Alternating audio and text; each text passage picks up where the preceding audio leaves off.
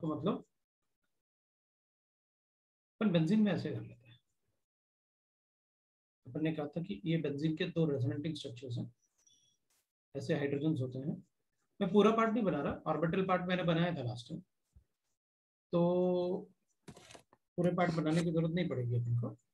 एक ये बेंजीन का रेजोनेटिंग स्ट्रक्चर है, एक ये बेंजीन का रेजोनेटिंग स्ट्रक्चर है, जिसमें बॉन्ड्स के पोजीशन ऑल्टरनेट होते हैं। बाकी सभी कार्बन से एक हाइड्रोजन में बीम होता है। ये इसका फर्स्ट रेजोनेटिंग स्ट्रक्चर है, ये इसका सेकंड रेजोनेटिंग स्ट्रक्चर है। और इसमें ऑल्टरनेट बॉन्ड अगर इधर इधर इधर है तो अलग स्ट्रक्चर होगा, और इधर इधर इधर है तो अलग स्ट्रक्चर होगा। तो अपन ने कहा था ठीक है ऑल्टरनेट ही बनाने ना, तो आपकी मर्जी, अब कहीं भी बना लेना ऑल्टरनेट। तो अपन ने ये कहा था कि ऐसे रेजोनेंस हाइब्रिड बना, रेजोनेंस हाइब्रिड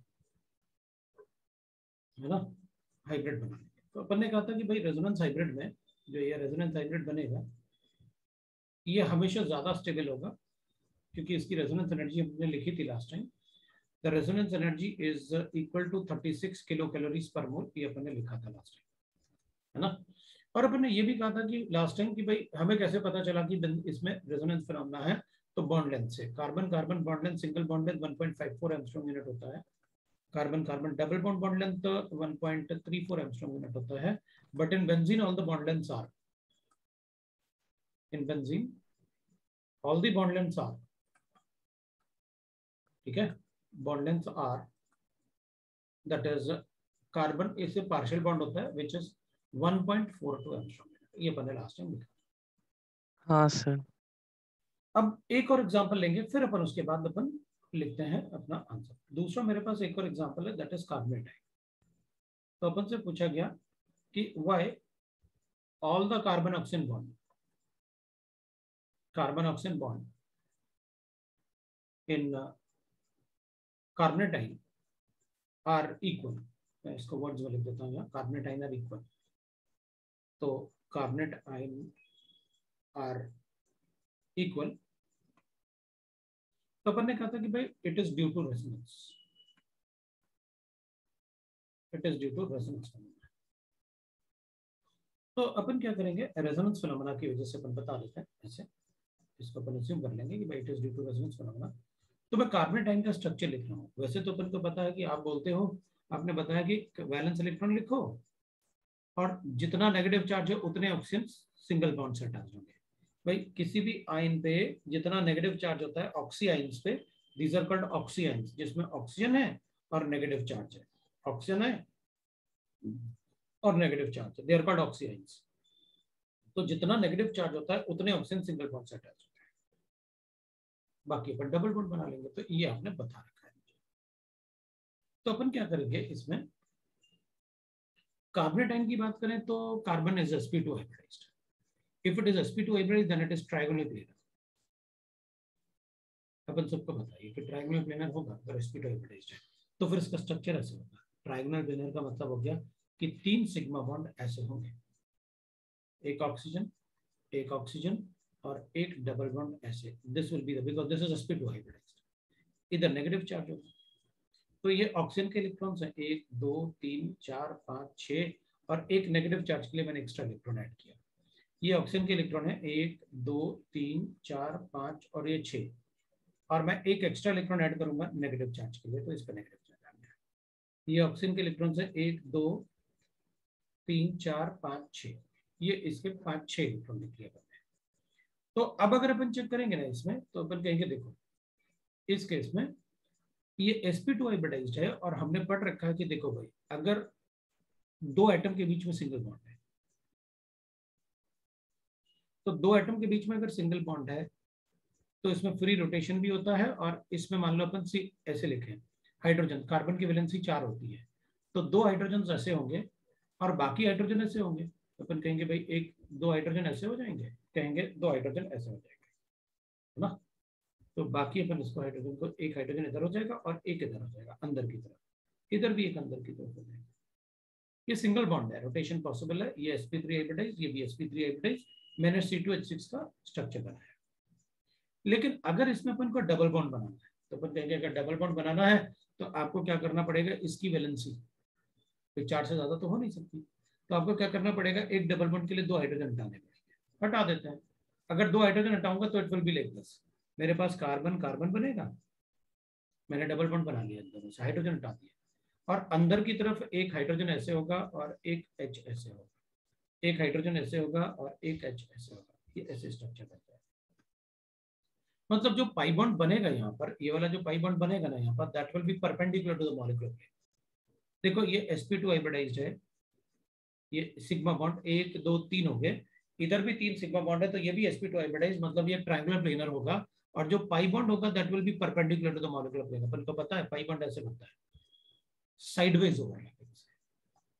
ये जो पाई बॉन्ड बना है ना अपन ने, इसमें अब इसके स्ट्रक्चर में ये चारों हाइड्रोजन एटम स्क्वायर प्लेनर जैसे एक ही प्लेन में लाई करेंगे, और ये दोनों कार्बन एटम भी उसी प्लेन में लाई करेंगे जिसमें ये चारों हाइड्रोजन एटम है। लेकिन ये पाई बॉन्ड जो होगा ना, ये this will be 90 degree to the molecular plane.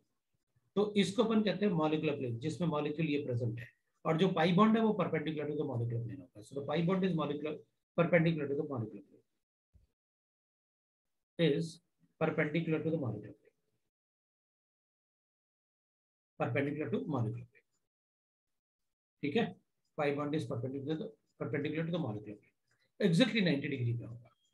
तो अपन कहेंगे मान लो सर मुझे ट्रिपल बॉन्ड बनाना है, फिर क्योंकि कार्बन के बीच में तो ट्रिपल बॉन्ड भी बनता है भाई, ये स्ट्रक्चर हो गया इथीन का स्ट्रक्चर हो गया, ये C2H4, आपने 2 हाइड्रोजन कम कर लिए इससे, तो ये तो इथीन का स्ट्रक्चर हो गया, और ये इथेन का स्ट्रक्चर, ये इथेन का स्ट्रक्चर था और वो इथीन का स्ट्रक्चर है। अपन को पता है what is the difference between the ethane and the ethene, है ना।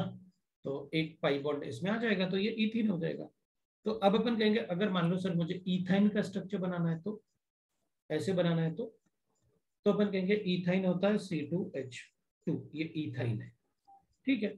अब इसका स्ट्रक्चर बनाना है तो अपन कहेंगे जो इथीन का स्ट्रक्चर है ना, उसमें फिर अपन को 2 हाइड्रोजन हटाने पड़ेंगे।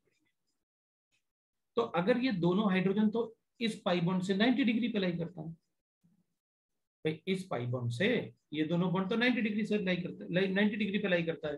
तो ये हाइड्रोजन हटा के अपन क्या करेंगे, इन ऑर्बिटल को ओवरलैप करके फिर एक और पाई बॉन्ड बनाएंगे।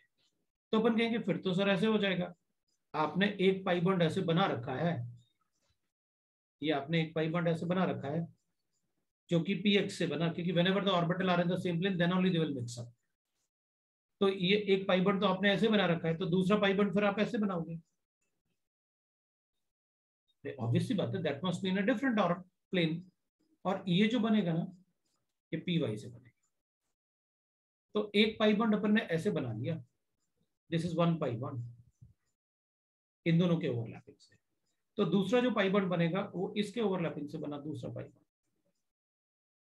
तो अपन कहेंगे अच्छा ये वाला जो पाई बॉन्ड बना वो py से बना, और ये वाला जो पाई बॉन्ड बना वो px से बना, और सिग्मा बॉन्ड pz से बना। तो अपन क्या करेंगे, 3 बॉन्ड थे, एक पाई बॉन्ड आपने px से बनाया, दूसरा पाई बॉन्ड आपने py से बनाया, और pz से आपने सिग्मा बॉन्ड बनाया। तो अपन क्या कहेंगे सर, अब इधर एक हाइड्रोजन हो जाएगा, एक हाइड्रोजन इसके पास बचा हुआ है, लेकिन जो 2 पाई बॉन्ड है ना, they are exactly 90 degree to each other. The 2 pi bond in the triple bond, the 2 pi bond in the triple bond between 2 carbon atoms, yeah, 2 atoms will be exactly 90 degree to each other. So in a triple bond, the 2 pi bonds are exactly 90 degree to each other, 90 degree to each other. तो इसका molecular plane क्या होगा, अपन कहेंगे इसमें molecular plane कहाँ है sir, ये सीधा एक ही लीनियर स्टेट तो दिख रहा है, ये लीनियर दिख रहा है, तो इसमें मॉलिक्यूलर प्लेन नहीं होगा, this will have molecular axis. इस एक्सिस पे सभी एटम लाई करते हैं, so it will have molecular axis, it will not have a molecular plane. Plane के लिए आपको 2 डायमेंशनल प्लेन बनाना होता है, इसमें कोई 2 डायमेंशनल प्लेन थोड़ी, एक लाइन बनाओगे तो 2 डायमेंशनल थोड़ी होता है। तो this will be called as molecular axis. This molecule do not have a molecular plane, it will have molecular axis. So this molecule will have molecular axis. All atoms lie on molecular axis.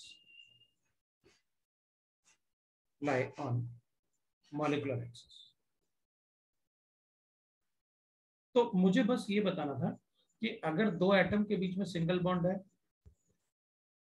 तो obviously बात है बाकी atom other plane में होंगे, लेकिन अगर 2 atom के बीच में डबल बॉन्ड है तो ये जो पाई बॉन्ड होगा ना, that will be always perpendicular to the sigma bond. इस सिग्मा बॉन्ड से ये पाई बॉन्ड हमेशा 90 डिग्री पे होगा, मॉलिक्यूलर प्लेन से 90 डिग्री पे होगा, जो अपन ने इस फॉर्म में लिखा। और अगर किसी एटम के बीच में ट्रिपल बॉन्ड है तो अपन कहेंगे ट्रिपल बॉन्ड है, फिर तो 2 पाई बॉन्ड इसमें होते हैं और एक सिग्मा बॉन्ड, और दोनों पाई बॉन्ड एक दूसरे से एग्जैक्टली 90 डिग्री पे होंगे। Sir all three will be mutually perpendicular. बिल्कुल, all 3 will be mutually perpendicular. ये पार्ट आप लिख लेना अलग से, मैं इसको हटा रहा हूं, मुझे सिर्फ बॉन्ड्स की पोजीशन चाहिए क्योंकि यहाँ पर पाई बॉन्ड है। वैसे मैंने यहाँ पर बताया ना, तो pi bond are perpendicular to the sigma bonds, अपन ने बनाया था ऑर्बिटल डायग्राम लास्ट टाइम।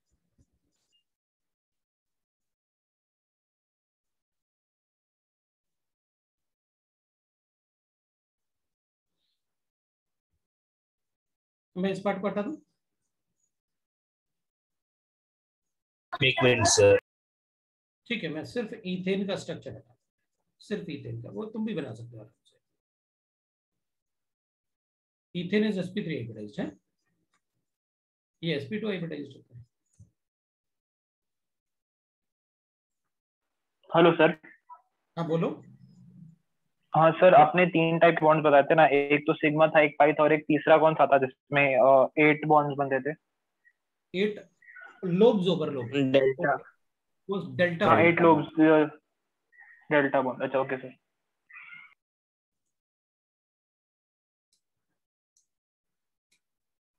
अगर ट्रिपल बॉन्ड, अब हाइब्रिडाइजेशन नहीं भी बताओगे तब भी चलेगा सर, हमें पता है। अगर जिसके अराउंड दो ही सिग्मा बॉन्ड हो गए वो sp, 3 सिग्मा बॉन्ड हो गए तो sp2, 4 सिग्मा बॉन्ड होते हैं तो sp3, वो तो रट गया। मुझे ना ऑक्सीडेशन नंबर मेथड बताना पड़ेगा, बता दूंगा। इसके बाद अपन डाइपोल मोमेंट पढ़ेंगे, डाइपोल मोमेंट के बाद अपन टाइम बचेगा तो आज ही शुरू कर दूंगा मैं ऑक्सीडेशन नंबर मेथड।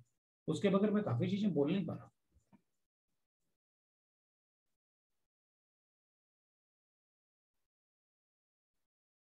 इसको हटा दूं अब, ये वाले पार्ट? हाँ सर। हाँ सर। चलो भी हटाता हूँ। ईथीन आपने लिख लिया होगा। जो ये सेंटेंस है इनका ध्यान रखना सेंटेंस का, क्योंकि उसी सेंटेंस से आपको सीधा क्वेश्चन पूछा जाएगा। सर उस सेंटेंस का मतलब क्या है? All atoms lies on a molecular axis.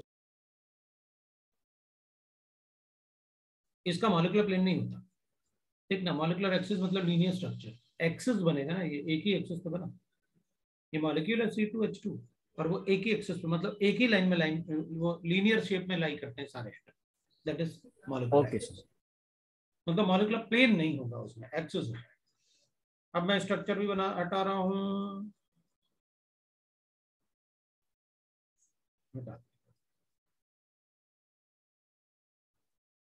चलो अब अपन वापस आते हैं। मुझे जो चाहिए था वो मैं, मेरा मतलब ये था कि अपन को ये पता है कि सर इसमें अगर आप किसी एक को पाई बॉन्ड बोलोगे तो पाई बॉन्ड यहाँ पर परपेंडिकुलर होगा सिग्मा बॉन्ड से। मतलब अगर ये सारे के सारे सिग्मा बॉन्ड स्क्रीन के प्लेन में लाई करते हैं तो इसका पाई बॉन्ड जो है ना वो स्क्रीन से 90 डिग्री पे होगा। मतलब मैं ऐसे बता रहा हूँ,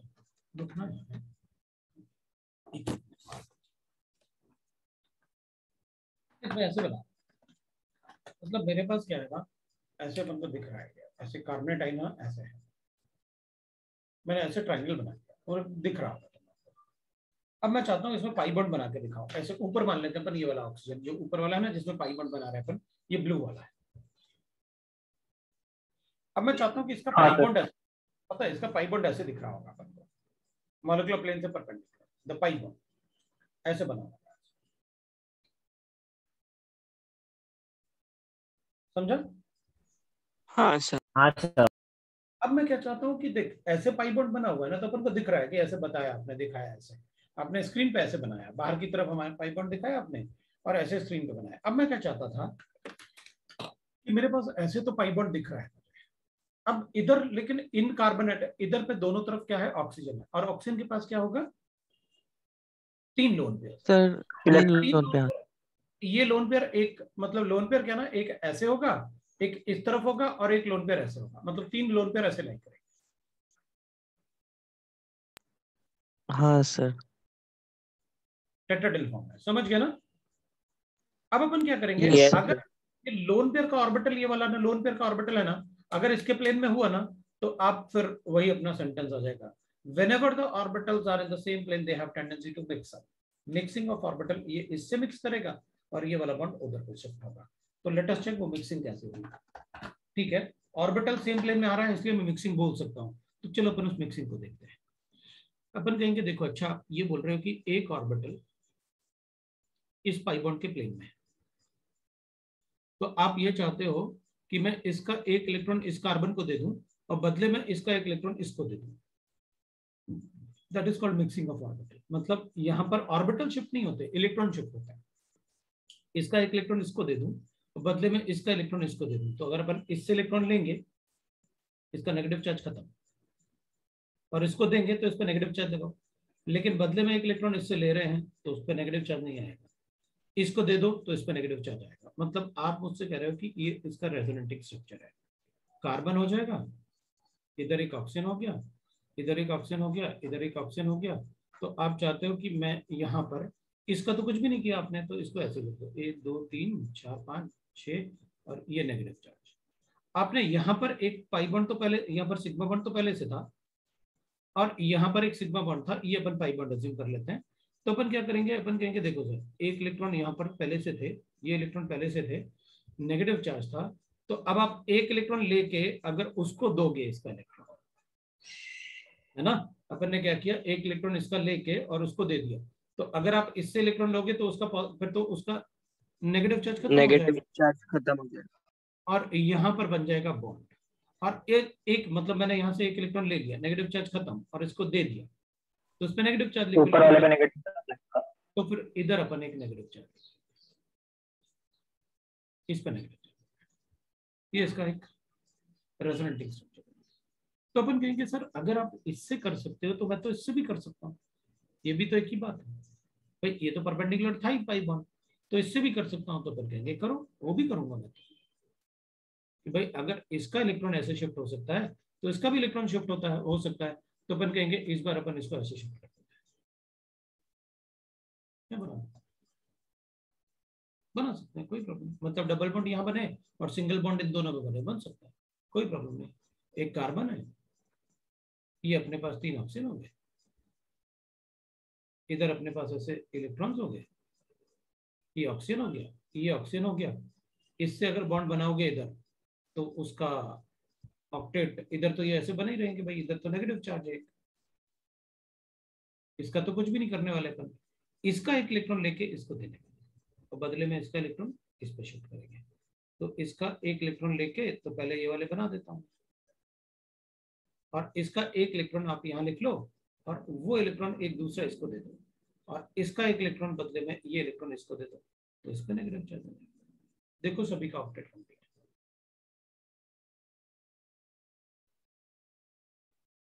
सभी का ऑक्टेट कंप्लीट। अगर किसी को डाउट है तो चेक कर लो। अपन ने यहाँ से एक इलेक्ट्रॉन इधर दिया था, तो एक इलेक्ट्रॉन इसका, एक इलेक्ट्रॉन ये वाला और क्रॉस वाला, और ये इलेक्ट्रॉन बचे हुए, सबके ऑक्टेट कंप्लीट है। और ये क्यों हो रहा है? Because the orbitals are in the same plane, because the orbitals are in the same plane. तो अपन इसका रेजोनेंस हाइब्रिड बनाते हैं। तो रेजोनेंस हाइब्रिड बनाऊंगा तो ऐसे बनाऊंगा, 3 ऑक्सीजन एटम, और 3 ऑक्सीजन एटम में जो कभी भी कहीं भी डबल बॉन्ड हो सकता है और कहीं भी सिंगल बॉन्ड हो सकता है। मतलब यहाँ पर डबल बॉन्ड इस पे भी आ सकता है, इस पे भी आ सकता है, इस पे भी आ सकता है। तो अपन ऐसे बनाते हैं,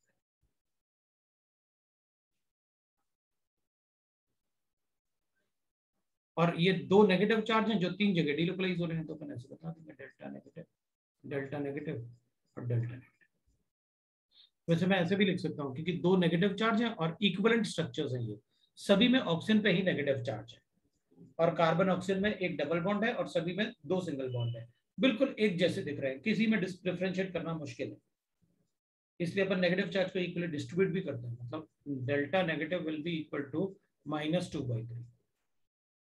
ये जो डेल्टा नेगेटिव चार्ज है ना, दैट विल बी माइनस, क्यों? क्योंकि 2 नेगेटिव चार्ज है और 3 जगह डिस्ट्रीब्यूट हो रहा है। भाई वो नेगेटिव चार्ज किसी भी 2 ऑक्सीजन एटम पे लिख सकते हो। अब ये फिनोमेना इतना ज्यादा फास्ट होता है कि हम ये कैलकुलेट नहीं कर सकते कि कब डबल बॉन्ड था यहाँ यहाँ कब डबल बॉन्ड था, कब सिंगल बॉन्ड, यहाँ कब डबल बॉन्ड है, कब सिंगल बॉन्ड है, यहाँ कभी भी सिंगल बॉन्ड हो सकता है और यहाँ कभी भी डबल बॉन्ड हो सकता है। इसलिए अपन सिर्फ ये कैलकुलेट कर सकते हैं कि हमें सारे के सारे कार्बन बॉन्ड लेंथ इक्वल मिल रहे हैं, इसका मतलब है यहाँ कोई तो फिनोमेना है जिसकी वजह से बॉन्ड लेंथ चेंज हो रहा है। That is called resonance. This is resonance hybrid. Hybrid structure ना, this is the resonance hybrid structure of carbon. अब इन दोनों स्ट्रक्चर के बेसिस पे मैं आपको कुछ कैरेक्टरिस्टिक्स बताता हूं ऑफ रेजोनेंस।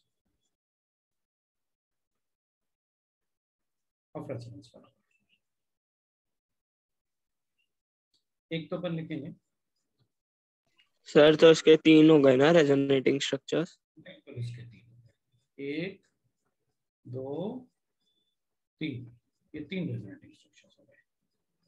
रेजोनेटिंग स्ट्रक्चर्स 3 है, इसके 2 रेजोनेटिंग स्ट्रक्चर। रेजोनेटिंग स्ट्रक्चर में हाइब्रिड को काउंट नहीं करते। Okay sir. अब देखिए यहाँ पर अपन क्या कहेंगे, position of sigma bond end of atoms never changes. देखो आपने जो भी रेजोनेटिंग स्ट्रक्चर बनाया ना, पोजीशन ऑफ एटम वही है और सिग्मा बॉन्ड भी कभी इन्वॉल्व नहीं। ठीक, दूसरा position of pi bond, lone pair and charges changes can change, मतलब चेंजेस देख लेते हैं चेंजेस, और इस चेंजेस को कहते हैं अपन डीलोकलाइज्ड, मतलब एक जगह से दूसरी जगह लोकलाइज हो जाता है, उसको अपन कहते हैं delocalised in the resonating structures. In the resonating structures, ये जो रेजोनेटिंग स्ट्रक्चर है ना, इनको अपन कैनोनिकल स्ट्रक्चर भी बोलते हैं।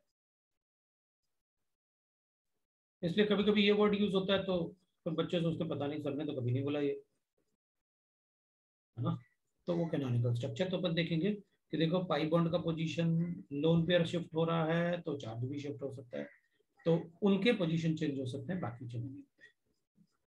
Third, resonating structures are imaginary structure. Structures are imaginary structure. Imaginary structure.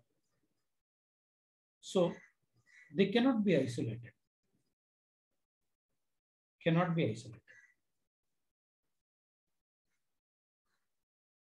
Right? They are in transition state. जब भी ऐसा वाला एरो लगे ना, जब भी अपन ऐसा देखो, इस एरो का मतलब है कि जो ए और बी लिखे हैं इसके इधर, इन ना तो मैं कभी ए को आइसोलेट कर सकता हूँ ना कभी बी को आइसोलेट कर सकता हूँ। अपन सिर्फ ये बताएंगे ऐसे होता होगा। भाई ऐसे एरो होता है तो अपन को लगता है कि यार ए था, डिकम्पोज होकर पूरा बी में कन्वर्ट हो गया। ऐसे एरो होता है तो मतलब इन स्ट्रक्चर्स का कोई एग्जिस्टेंस नहीं है। उसके बगैर अपन कैसे प्रूव कर पाएंगे स्ट्रक्चर्स के बगैर कि सारे बॉन्ड लेंथ इक्वल है?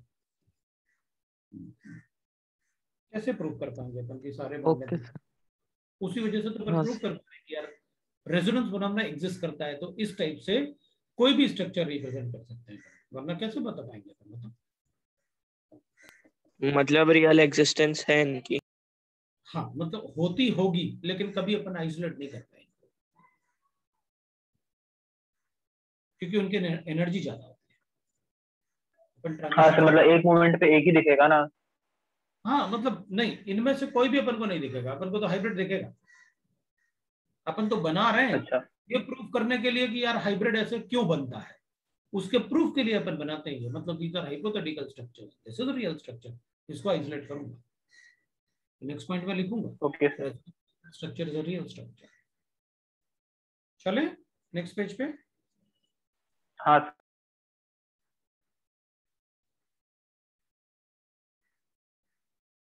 बीच वाला पिछला पेज दिखाना है, ये लो।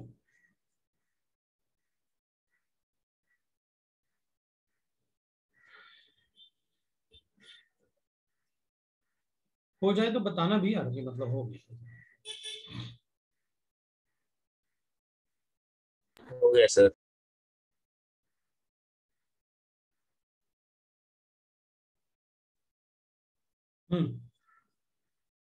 चलो अपन दूसरे पेज। तो रेजोनेंट, हाँ, resonance cycle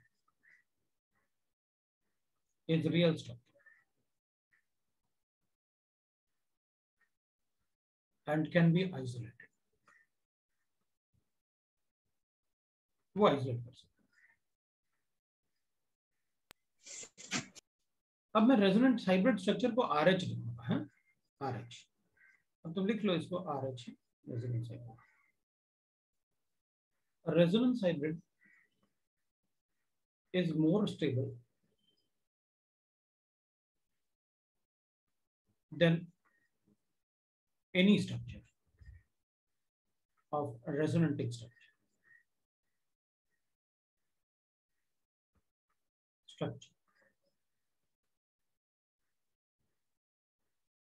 And it explains,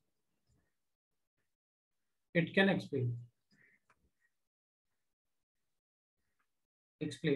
all the properties of, and it can explain all the properties of any resonating structure.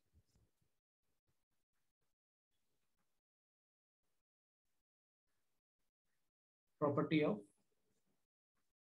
any resonating structure.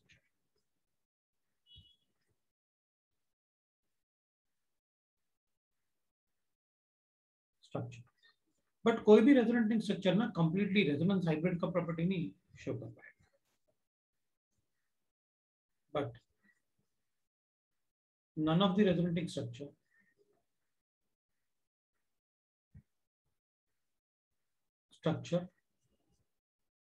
can explain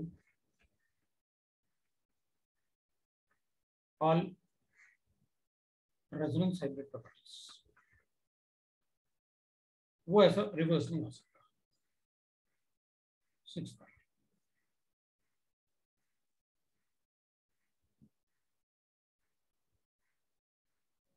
resonance energy, तो रेजोनेंस एनर्जी होता है, resonance energy of molecule is the energy difference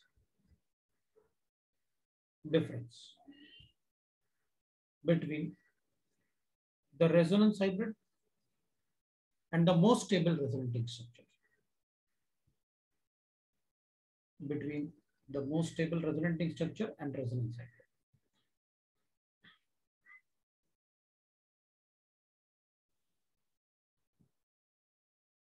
Resonating structure and of resonance hybrid. Stability of any molecule of any resonance hybrid or molecule is directly proportional to its resonance energy. कोई भी molecule का जितना ज्यादा resonance energy होता है उतना ज्यादा वो स्टेबल होता है। मैं एक एग्जांपल लिख रहा हूँ, तो जिसमें अपन को ये दोनों ही पार्ट मिल जाएंगे। 5-6 वाले पॉइंट, क्योंकि वो थोड़े बड़े पॉइंट भी हो गए, तो उनमें अपन को थोड़ा अगर मिल जाए अच्छा सा कुछ, तो अपन को ठीक रहेगा। If a molecule exists in 3 resonating structures,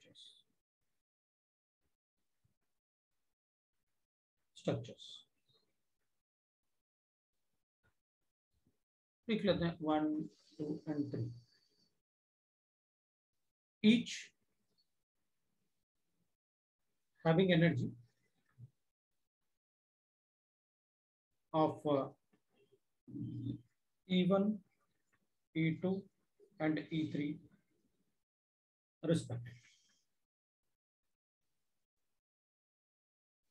If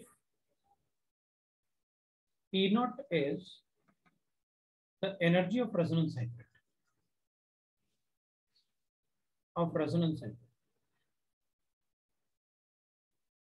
Hybrid. Then calculate.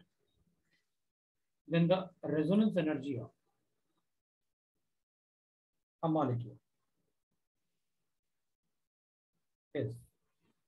और मुझे गिवन है एक बार, गिवन है E1 is greater than E2 is greater than E3, ये मुझे गिवन है। तो क्वेश्चन में अपन को गिवन है कि भाई आप ये अज्यूम कर लो एनर्जीज के फॉर्म। तो मुझे ऑप्शंस गिवन थे कि E1 minus E0, E2 minus E0, E3 minus E0 और डी मुझे गिवन है E1 plus E2 plus E3 minus E0। Which of the following will be the resonance energy of the molecule? तो ये कौन सा? Sir सी। Answer तो सी और ए में से कोई एक होगा। तो आपने ये वाला लिखा energy difference between the most stable resonating structure. तो मोस्ट स्टेबल रेजोनेटिंग स्ट्रक्चर वो होगा जिसकी एनर्जी सबसे कम हो। हाँ सर। यस सर, E3 सबसे कम होगी। तो E3 वाला सी हो गया ना? Yes sir. हाँ सर। क्योंकि E1 की एनर्जी ज्यादा है। अगर अपन को ना ये E1, E2, E3 resonance energy given होते ना इंस्टेड ऑफ दिस, मतलब यहाँ पर जो लिखा ना आपने, यहाँ पर आपने एनर्जी लिखा हुआ। अगर इसकी जगह आप रेजोनेंस एनर्जी लिखते तो मैं ए टेक करता। पता आपने यहाँ पर लिखा हुआ है stability of resonance hybrid is directly proportional to resonance energy. और कोई किसी भी स्ट्रक्चर का स्टेबिलिटी जो है वो उसके रेजोनेंस एनर्जी पे डिपेंड करता है। More the stability more is the resonance energy. तो resonance energy is directly proportional to the stability. तो कहते हैं अपन अच्छा ठीक है रेजोनेंस एनर्जी। तो अपन कहते हैं मोस्ट स्टेबल, अगर इधर लिखा था ना कि resonance energy of the 3 molecules are these, तो सबसे ज्यादा स्टेबल E1 होता, क्योंकि आपने लिखा रेजोनेंस। अरे एनर्जी और रेजोनेंस एनर्जी में डिफरेंस है। एनर्जी का मतलब है कि किसके पास कितनी ज्यादा पोटेंशियल एनर्जी, कितना ज्यादा बॉन्ड स्टेबल है, वो एनर्जी है। किसके पास कितनी एनर्जी है, दैट इज कॉल्ड एनर्जी। और रेजोनेंस एनर्जी का मतलब है the energy liberated when the molecule gets stabilized, that is called resonance energy.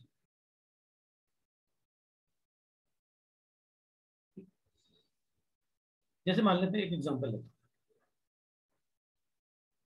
Resonance energy.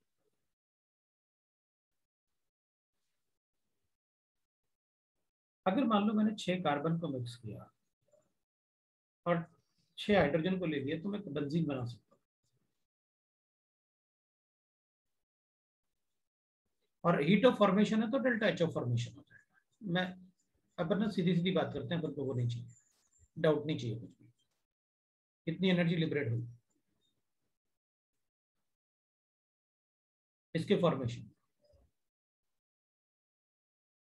इसका मतलब जब बेंजीन मॉलिक्यूल बनता है तो ऐसे बॉन्ड बनते हैं। तो ओवरऑल बॉन्ड बनने में x किलोजूल एनर्जी इसकी बनी। मतलब अपन कहेंगे अच्छा, मतलब this x energy is liberated due to the formation of 3 carbon carbon bond, 3 carbon carbon double bond and 6 CH bond. ये मान लेते हैं, एग्जाम्पल में मान लेते हैं।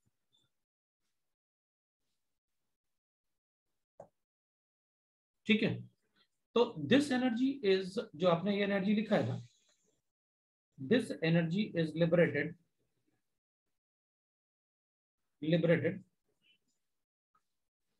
When benzene is formed. अब मैंने बेंजीन के सभी बॉन्ड को ब्रेक किया। Now when we break all the bonds, the energy required is greater than x, ऐसा क्यों हुआ?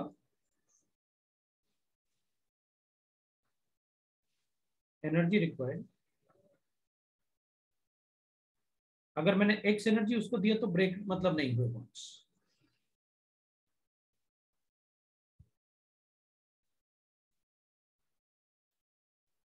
मैंने इसको किलो कैलोरीज में लिखा,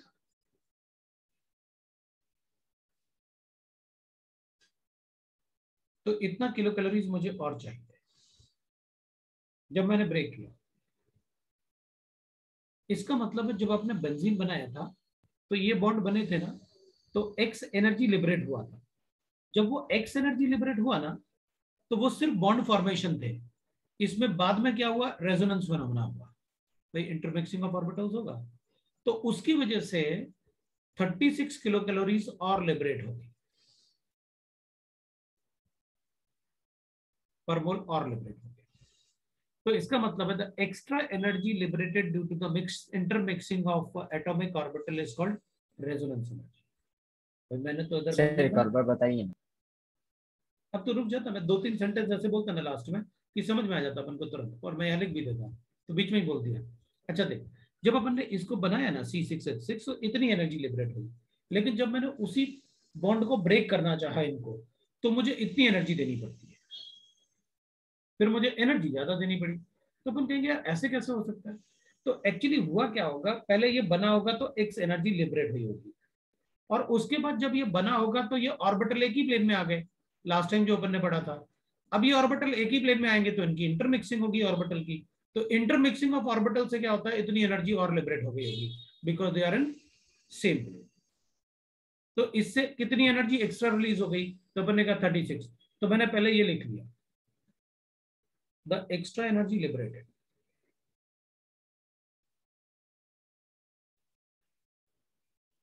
due to intermixing of orbitals, due to intermixing of orbitals, intermixing of orbitals is called resonance energy. resonance energy क्या होता है?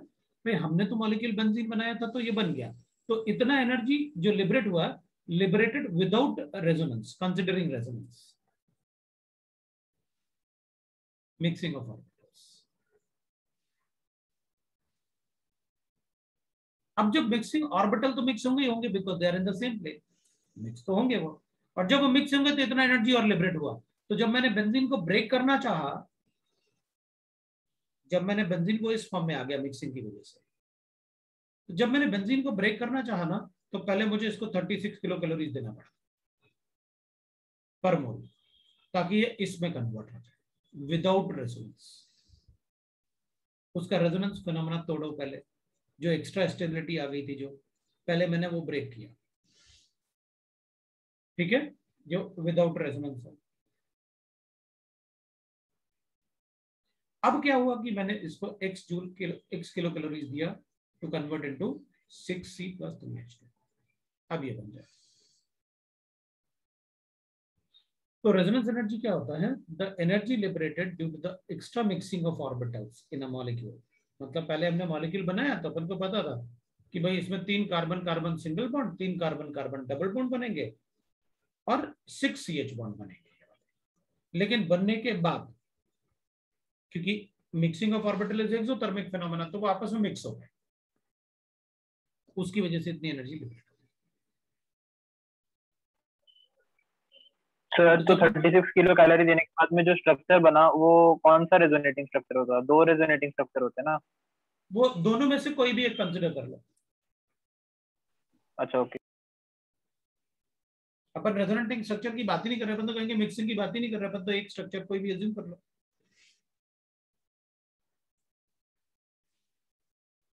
ये रेजोनेंस फिनोमेना। तो अब अपन कहेंगे ठीक है, अब ऑर्गेनिक केमिस्ट्री में भी रेजोनेंस फिनोमेना पढ़ेंगे, उधर इसके अलावा पढ़ेंगे, बस याद ही दिलाऊंगा क्योंकि इसके अलावा वहां और बहुत कुछ है। रेजोनेंस फिनोमेना बहुत अच्छा मतलब कंसेप्ट होता है, और ऑर्गेनिक केमिस्ट्री का बहुत सारा पार्ट उस पर डिपेंड करता है। अब अपन नेक्स्ट पेज पे चलेंगे और देखेंगे इसका एप्लीकेशन की हम करें क्या। ये हमें पता होगा तो हम क्या करेंगे। एक तो अपन को ये पता है कि एक्स्ट्रा स्टेबिलिटी आती है मॉलिक्यूल में, अगर रेजोनेंस फिनोमेना है तो।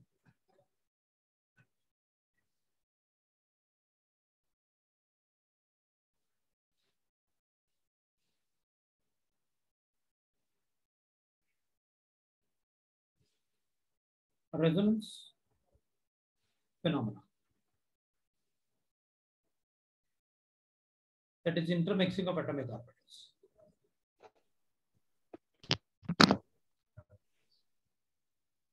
Atomic orbitals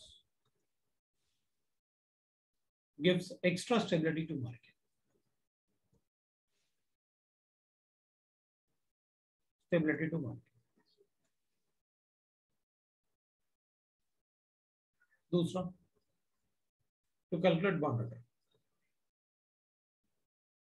Bond order.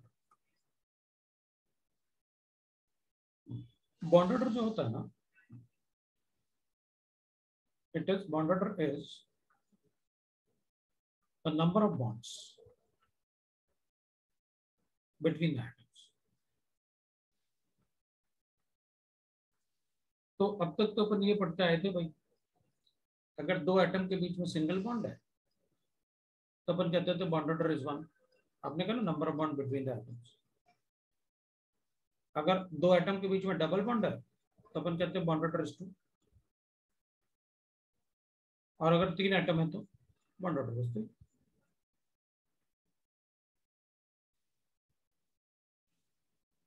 अब लेकिन रेजोनेंस फिनोमेना ने तो मुझे ये बताया कि एटम के बीच में पार्शियल बॉन्ड भी हो सकते हैं. अच्छा ठीक है, तो अगर दो एटम के बीच में कोई पार्शियल बॉन्ड है तो कहूंगा बॉन्ड ऑर्डर. ना तो ये प्योर 1 है ना प्योर 2 है, बिटवीन 1 एंड 2. और अगर ऐसे है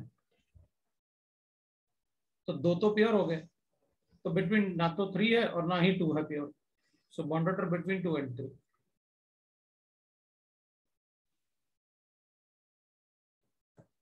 ठीक है, तो कैलकुलेट कैसे करूंगा बॉन्ड ऑर्डर को, कैलकुलेट कैसे करूंगा.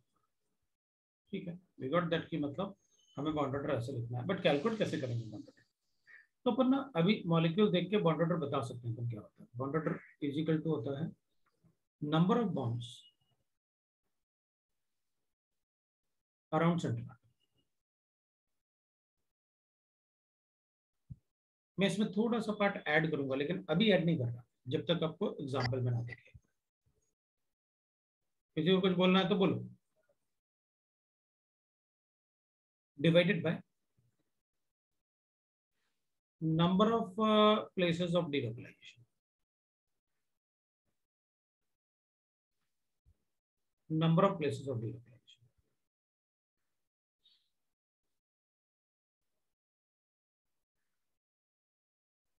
चलो देखते हैं इसका क्या मतलब है. अपन ना डायरेक्टली एग्जांपल लेते हैं, क्योंकि बॉन्ड ऑर्डर मेनली अपन को मॉलिक्यूलर ऑर्बिटल थ्योरी में पढ़ना है. ये भी यहाँ भी पढ़ सकते हैं, उसी के लिए अपन ने रेजोनेंस फिनोमेना डिस्कस किया ताकि अपन को ये पता चल जाए कि पार्शियल बॉन्ड भी होते हैं. मेरे पास एक एग्जांपल है, उसे कहा गया आप बॉन्ड ऑर्डर कैलकुलेट करो CO3 2 नेगेटिव. कर लूंगा. बॉन्ड ऑर्डर कार्बोनेटाइन ड्रॉ करो क्या होता है, तो अपन कहेंगे ऐसे होता है. तो ठीक है, 4 बॉन्ड है इसके अराउंड और नेगेटिव चार्ज 3 जगह डिलोकलाइज हो सकता है. ये इधर भी जा सकता है, ये इधर भी आ सकता है, 3 जगह डिलोकलाइज होंगे नेगेटिव चार्ज. That's all. हाँ तो ठीक है, तो 4 बॉन्ड है और 3 जगह डिलोकलाइज होगा. 4/3 लो हो गया बॉन्ड ऑर्डर. अच्छा बड़ा अच्छा बता रहे हो. मान लो मेरे पास ऐसा है सल्फेट आयन SO4 2 नेगेटिव. अब बताओ, तो अपन कहेंगे सल्फेट का स्ट्रक्चर देख ड्रॉ करना तो आती है अपन को. बताया आपने कि जितने नेगेटिव चार्ज उतने ऑक्सीजन सिंगल बॉन्ड से अटैच कर दो.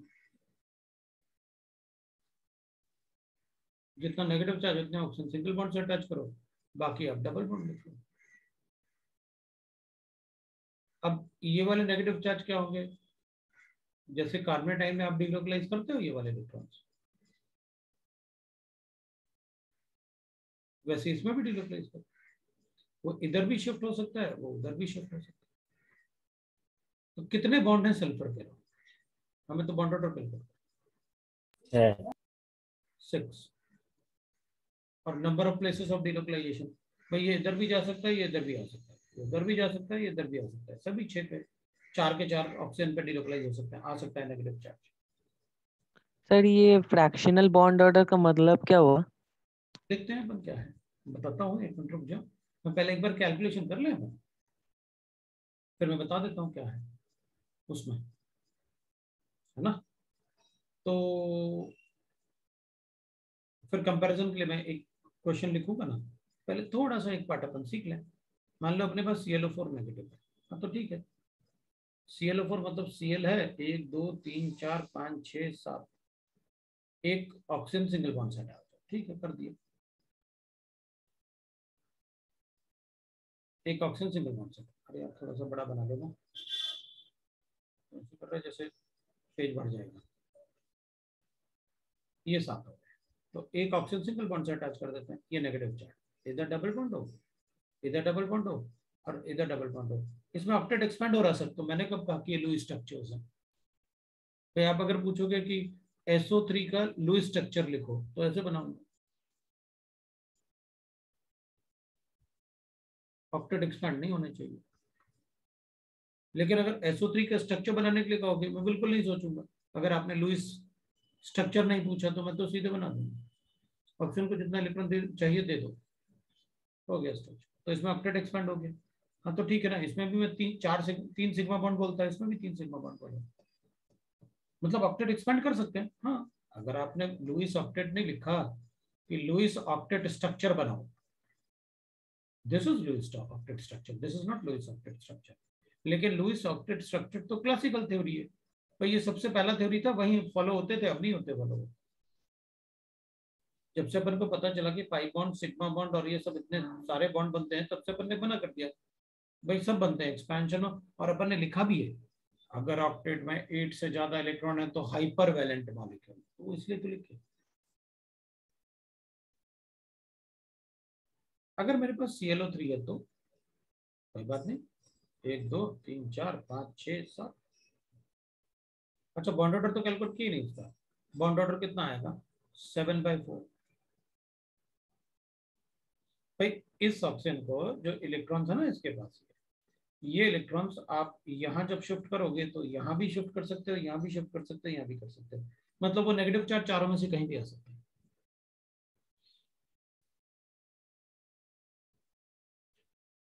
तो इसके लिए ड्रॉ करेंगे तो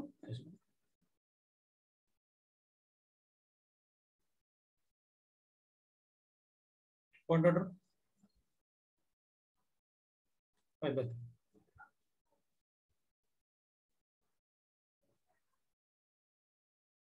पता है, इसका मैं रेजोनेंस हाइब्रिड बना, ये इसका रेजोनेंस हाइब्रिड,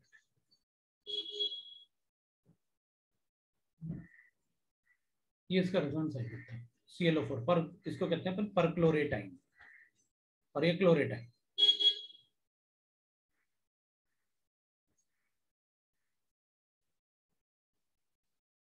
और एक नेगेटिव चार्ज 4 जगह डिलोकलाइज हो रहा है।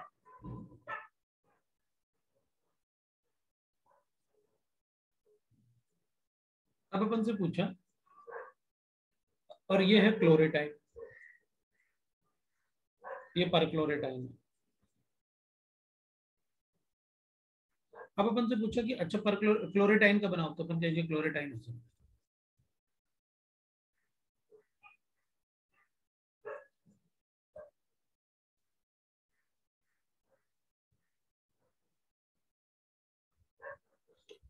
तीन जगह एक negative charge, strength of negative charge तो बता ही सकता हूं। अच्छा अपन क्या करेंगे, इसका बॉन्ड ऑर्डर, सर वो लोन पेयर को काउंट नहीं करना है? नहीं, ये क्या लिखा था, number of bond around the, देखो भाई कौन है, सोनाली आवाज आ रही है तुम्हारे, है ना। अब पता मैंने क्यों बनाई है। अच्छा बताओ दोनों में से किसका बॉन्ड ऑर्डर ज्यादा है?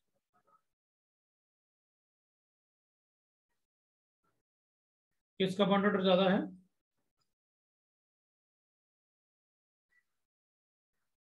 ना?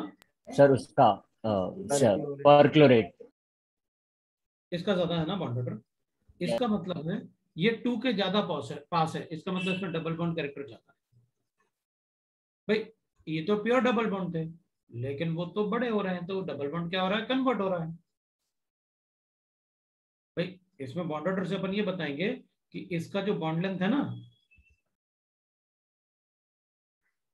वो 1.75, नहीं बॉन्ड ऑर्डर ज्यादा आया, रुक जाना, बॉन्ड ऑर्डर उसका ज्यादा आया अपने पास, इसलिए इसका बॉन्ड लेंथ छोटा होगा, तो इसका बॉन्ड लेंथ छोटा होगा। Then bond order is bond length inversely proportional to bond order, क्योंकि जितना ज्यादा बॉन्ड ऑर्डर होगा उतना ही ज्यादा तो बॉन्ड स्ट्रेंथ होगा। तो 3 बॉन्ड को ब्रेक करना ज्यादा मुश्किल है। 2 से बॉन्ड ऑर्डर ज्यादा होगा तो बॉन्ड लेंथ छोटा होगा, ट्रिपल बॉन्ड छोटा होता है, डबल बॉन्ड से डबल बॉन्ड छोटा होता है सिंगल बॉन्ड से, ये फायदा होता है। बट वो अपन तभी कंपेयर करेंगे जब मतलब थोड़ा उनमें आपस में कंपैरिजन हो। अब अपन ऐसे नहीं कहेंगे अच्छा बताओ ClO4 और सल्फेटाइन, अपन कहेंगे वहां ऑक्सीजन सल्फर बॉन्ड है यार, यहाँ Cl और ऑक्सीजन बॉन्ड है, दोनों का क्या कंपैरिजन। बॉन्ड ऑर्डर का कंपैरिजन होता है, बॉन्ड लेंथ का कंपैरिजन हो सकता है, बॉन्ड स्ट्रेंथ नहीं हो सकता बॉन्ड ऑर्डर से, पर बॉन्ड लेंथ। अब मान लेते हैं अपने पास ऐसे ClO2 नेगेटिव, हाँ तो ठीक है ना, 1 2 3 4 5 6 और एक 7, एक ऑक्सीजन विद नेगेटिव चार्ज, एक डबल बॉन्ड, बस हो गया, 2 लोन पेयर। इसका बॉन्ड ऑर्डर 3/1.5। अच्छा इसका बॉन्ड ऑर्डर छोटा है, मतलब इसका बॉन्ड लेंथ तो और भी बड़ा होगा, इसमें बॉन्ड लेंथ बड़ा होगा इससे, इसमें बॉन्ड लेंथ बड़ा होगा इससे, तो बॉन्ड ऑर्डर का फायदा होता है पर बॉन्ड लेंथ कैलकुलेट कर लेते। तुम लोग कैलकुलेट करके दिखाओगे बॉन्ड ऑर्डर?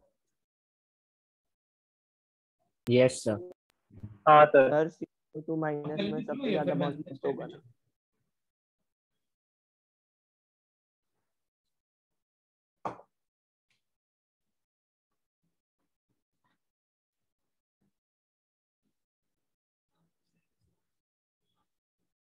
हो गया? Yes sir.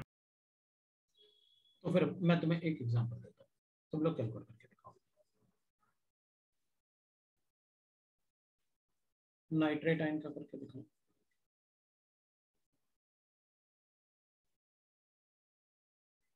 Phosphate ion calculate करके दिखाओ।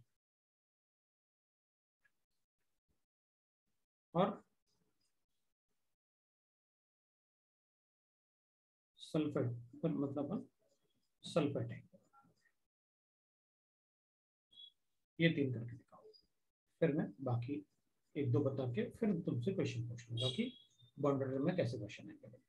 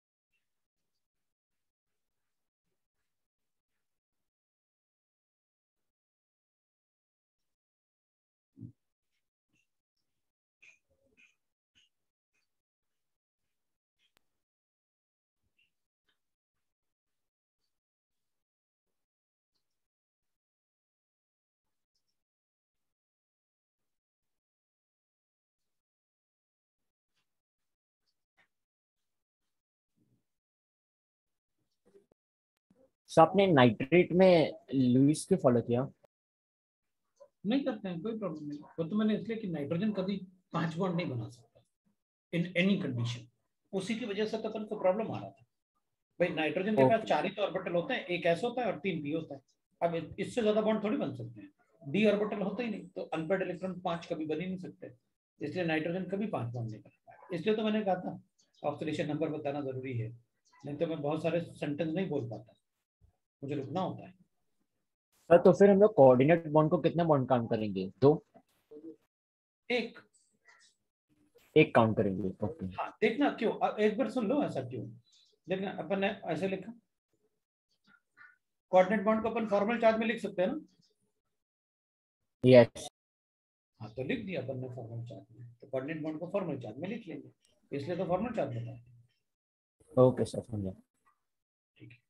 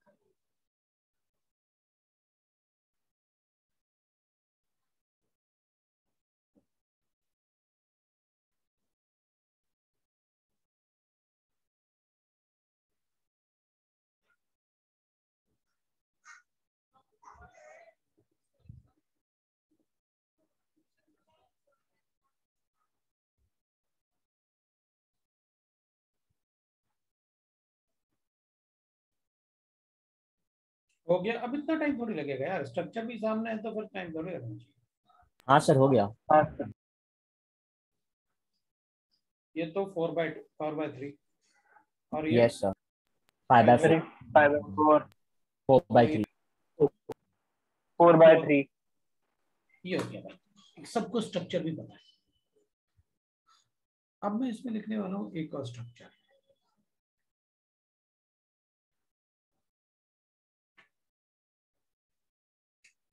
अब देखना ध्यान से, मेरे पास HSO3 मतलब ये बनाया। अब पता क्या होगा, अपन कहेंगे देखो अगर मुझे डिलोकलाइज करना है नेगेटिव चार्ज को तो मुझे ऐसा सिस्टम चाहिए, मतलब 2 बॉन्ड जिनके बीच में डबल बॉन्ड हो और उनसे जो वेरी फर्स्ट एटम अटैच्ड हो उस पर चार्ज, तो फिर डिलोकलाइजेशन हो जाएगा।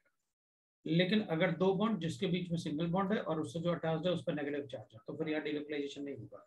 हटाऊं क्या, सिग्मा बॉन्ड हटाऊंगा तो ये चला जाएगा। पाई बॉन्ड वीकली बॉन्डेड होता है, तो जब मैं यहाँ शिफ्ट करता हूँ तो ये बॉन्ड यहाँ शिफ्ट होता है। हेड ऑफ एरो का मतलब होता है कि वहां शिफ्ट किया, और टेल ऑफ एरो का मतलब है कि उधर के इलेक्ट्रॉन। अगर हेड ऑफ एरो बॉन्ड के बीच में बनाया है इसका मतलब उन इलेक्ट्रॉन से बॉन्ड बना रहे हैं, और हेड ऑफ एरो को अगर किसी एटम पे रखा है इसका मतलब इलेक्ट्रॉन एटम को दे दो। तो अब इसमें पता क्या होगा, अब इसमें अपन कहेंगे देखो इसके अराउंड बॉन्ड तो बने हुए हैं कितने, 4, लेकिन 4 जगह डिलोकलाइजेशन पॉसिबल नहीं है। डिलोकलाइजेशन तो सिर्फ यहाँ होगा भाई, क्योंकि वहां पर OH आयन है। यहाँ OH की जगह तो कभी आ ही नहीं पाएगा ना डबल बॉन्ड।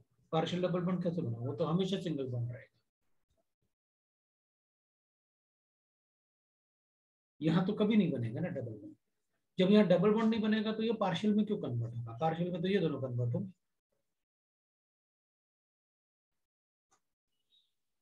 तो फिर इसका मतलब है मुझे बॉन्ड ऑर्डर सिर्फ वहां से कैलकुलेट करना होगा जहां पर डिलोकलाइजेशन होगा। तो ये 3 बॉन्ड 3/2 है। अब अपन ऐसे लिख लेते हैं इसको ना, पिछले पेज पे जाके number of bonds around central atom where delocalisation take place.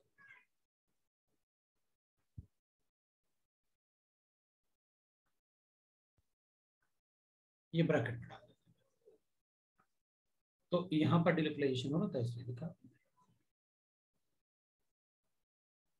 मेरे पास एक ऐसे है सर ऑक्सीजन के बॉन्ड में काउंट नहीं करेंगे? दूसरी ऑक्सीजन का बॉन्ड लेंथ ये अलग हो जाएगा ना, और ये वाला अलग हो जाएगा, मतलब ये तो एक्स। वो बॉन्ड भी काउंट नहीं करेंगे? हाँ उसका ये वाला हाँ सर। नहीं, वो भी नहीं करेंगे। वेयर डीलोकलाइजेशन टेक प्लेस, बस वही काउंट करने। Okay sir. अब मेरे पास ऐसे करेंगे, ये हो गया फॉर्मेट है।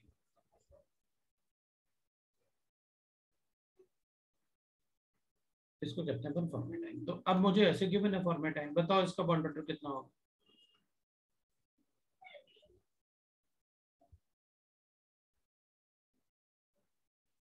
सर 3/2। तो अपन कहेंगे इधर तो 3/2, ये भी 3/2। मेरे ख्याल से सब सर कुछ लेकिन हाइड्रोजन को क्यों नहीं गिना इस बार? कहाँ गिना हाइड्रोजन? हमने 3 बॉन्ड ही तो काउंट किए, 1 2 इधर वाला 3, कहाँ काउंट? भाई ये डीलोकलाइजेशन इधर आ सकता है क्या? नहीं।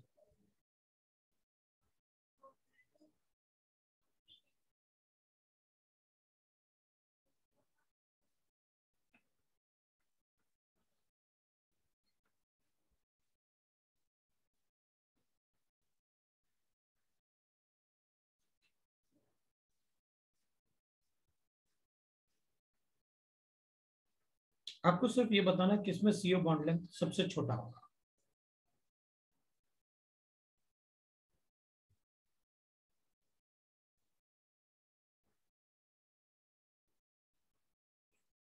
तो अपन डिक्रीजिंग ऑर्डर लिख लेंगे।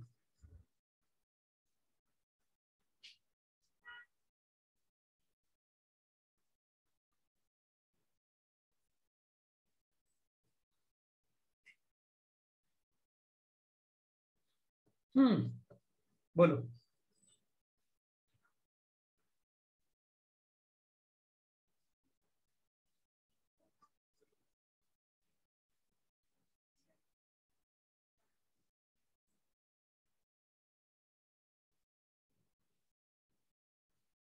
तो अपन कहेंगे देखो सर, अगर आपको सिर्फ बॉन्ड ऑर्डर चाहिए तो मैं सबसे छोटा बॉन्ड तो इसमें होगा, क्योंकि इसमें ट्रिपल बॉन्ड है। Carbon monoxide forms triple bond, मैंने आपको पहले ही बताया क्लास में। सर बी वाले का बॉन्ड ऑर्डर 0 होगा क्या? 1 आया। इधर बॉन्ड ऑर्डर आया मेरे पास 3/2, 1.5। इधर बॉन्ड ऑर्डर मेरे पास आया, इधर तो सिंगल बॉन्ड है, कोई डिलोकलाइजेशन नहीं है, तो बॉन्ड ऑर्डर हो गया 1। एक बॉन्ड तो है ही ना कार्बन ऑक्सीजन के बीच में, 3 हाइड्रोजन तो उधर कार्बन से अटैच है ना। कार्बोनेट आयन में बॉन्ड ऑर्डर आया कितना? 4/3। तो 4/3 का मतलब हो गया 1.33, और इसमें हो गया bond order is equal to 3। तो आपको अच्छे से पता है कि जो मैंने आपको बता रखा है कि बॉन्ड लेंथ और bond length is inversely proportional to bond order. तो आपको decreasing order of bond length दिखना है। सबसे बड़ा बॉन्ड लेंथ होगा बी में, उसके बाद सी में, उसके बाद ए में, और उसके बाद डी में सबसे छोटा। बोलो।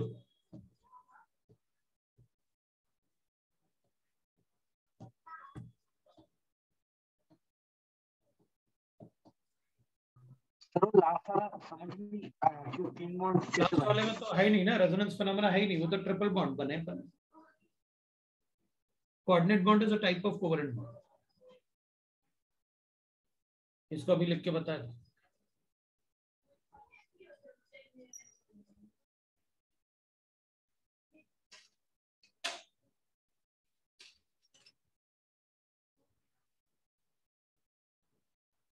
Which will have more resonance energy? ये मेरा दूसरा क्वेश्चन है।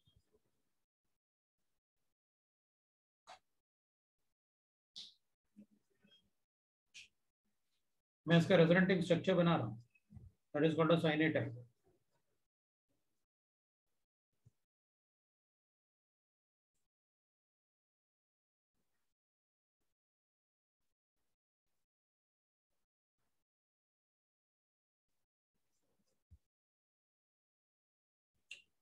जब मैंने इसको यहाँ शिफ्ट किया तो ये वाला बॉन्ड मैंने यहाँ शिफ्ट कर दिया, इसके बाद नेगेटिव चार्ज आया।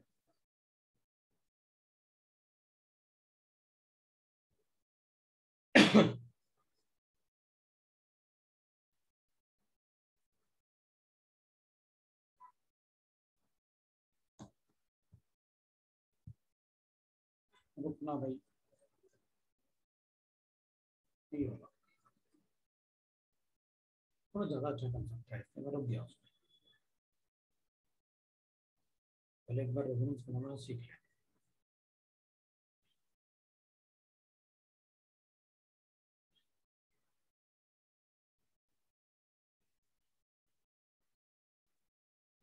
इन दोनों में से जिसकी स्टेबिलिटी ज्यादा होगी उसकी रेजोनेंस एनर्जी ज्यादा होगी।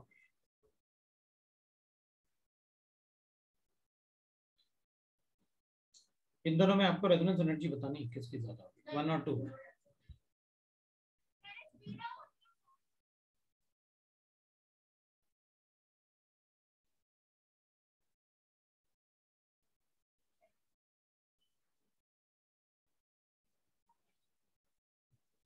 हाँ जी भाई, इधर भी 1 और 2 है। इन दोनों में से ज्यादा रेजोनेंस एनर्जी किसकी होगी? जो ज्यादा स्टेबल होता है, रेजोनेटिंग स्ट्रक्चर में जो ज्यादा स्टेबल होता है उसकी रेजोनेंस एनर्जी ज्यादा होती है। तो अपन चलो चेक करते हैं।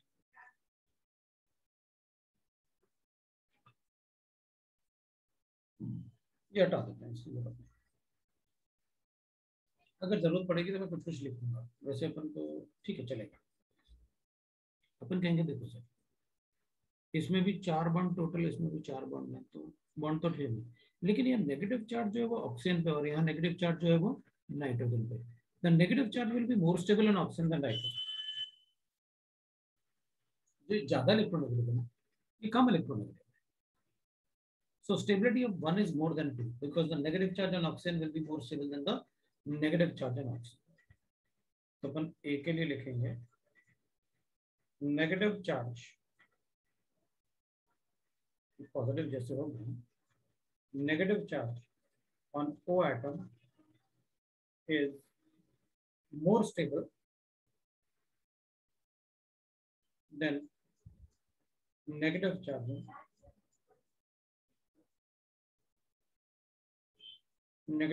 on oxygen atom is more stable than negative charge on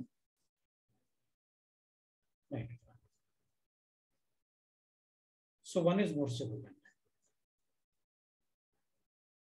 2. तो सेकंड अपने आप हो गया।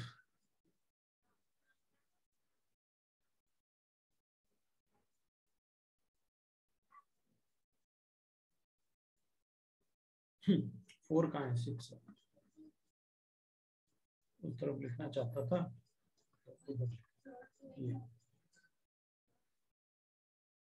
Negative charge on oxygen is more stable then carbon. ये है भाई। अब सर तो 3 ज्यादा स्टेबल हुआ ना? Yes sir. कुछ बोल रहा था तू? सर नेगेटिव चार्ज 3 में ऑक्सीजन पे है ना, तो 3 ज्यादा स्टेबल हुआ 4 से। हम तो वही तो लिखा बन। अरे ऑब्वियसली वही तो लिख रहे हैं।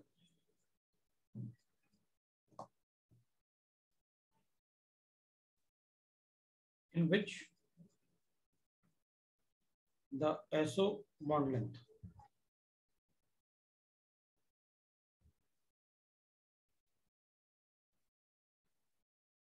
is larger.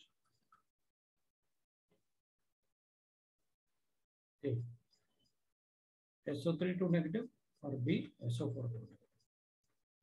बताओ किसमें SO bond length larger होगा?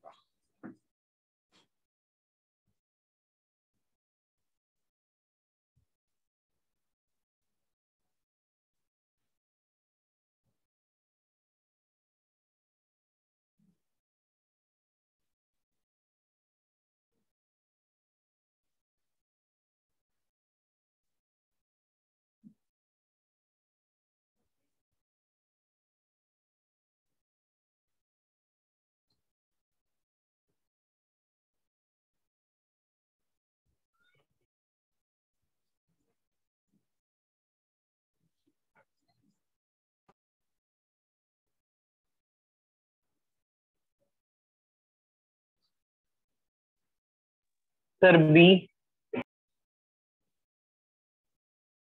इसका बॉन्ड ऑर्डर मेरे पास आया 4/3 4/3।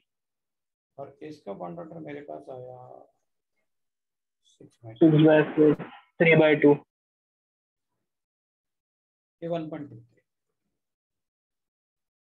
बॉन्ड ऑर्डर अगर ज्यादा है तो बॉन्ड लेंथ कम होगा। अच्छा हाँ सर सॉरी ए होगा। ए आएगा। मैंने बॉन्ड ऑर्डर का बता दिया। हाँ चलेगा, मतलब अब ध्यान रखना उस बात का, क्योंकि ये गड़बड़ करते हैं। ठीक है ना? हाँ सर। कोई बात नहीं, चलेगा, बढ़िया किया आपने, कोई दिक्कत नहीं है। तो दैट इज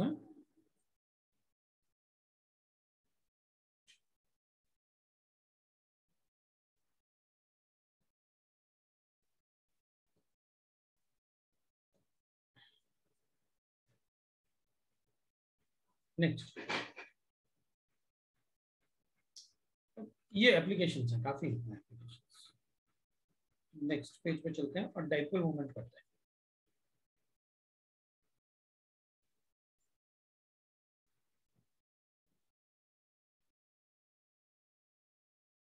मैं डाइपोल मूवमेंट से पहले ना structure and geometry of multi central atom करते हैं। Structure and geometry of multi central atom. Next page है।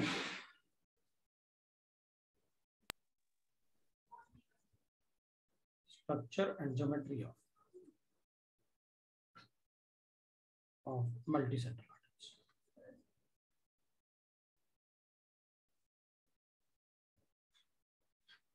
अब मल्टी सेंट्रल एटम का मतलब हो गया, जैसे ऐसे एग्जांपल लिखना होगा ना, भाई आपने लिखा N2O3 या फिर S2O5 S2O5 इस टाइप से, मतलब जिसमें एक से ज्यादा सेंट्रल एटम है, तो कैसे बताएंगे?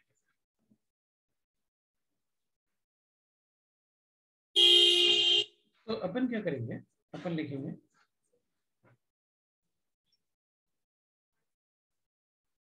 if the oxidation state of central atom, oxidation state of central atom is normal। वैसे इसमें मोस्टली अपन से ऑक्सी एसिड से पूछते हैं, एक्सेट्रा के अलावा मैं ऑक्सी एसिड भी ले देता हूँ, ऑक्सी एसिड्स एक्सेट्रा कर दिया। So if the oxidation state of central atom is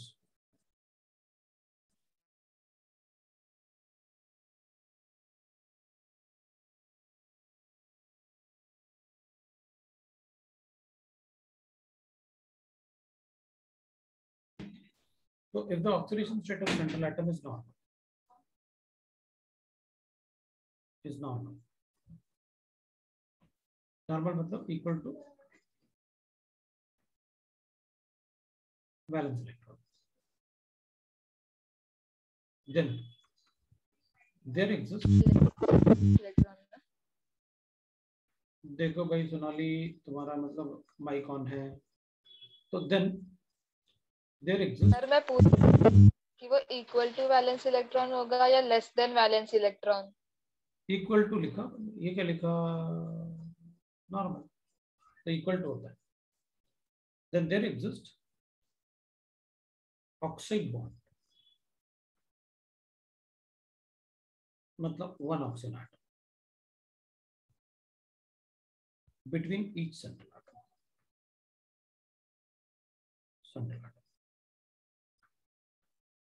ठीक है, तो इसका मतलब है अगर मुझे कभी किसी का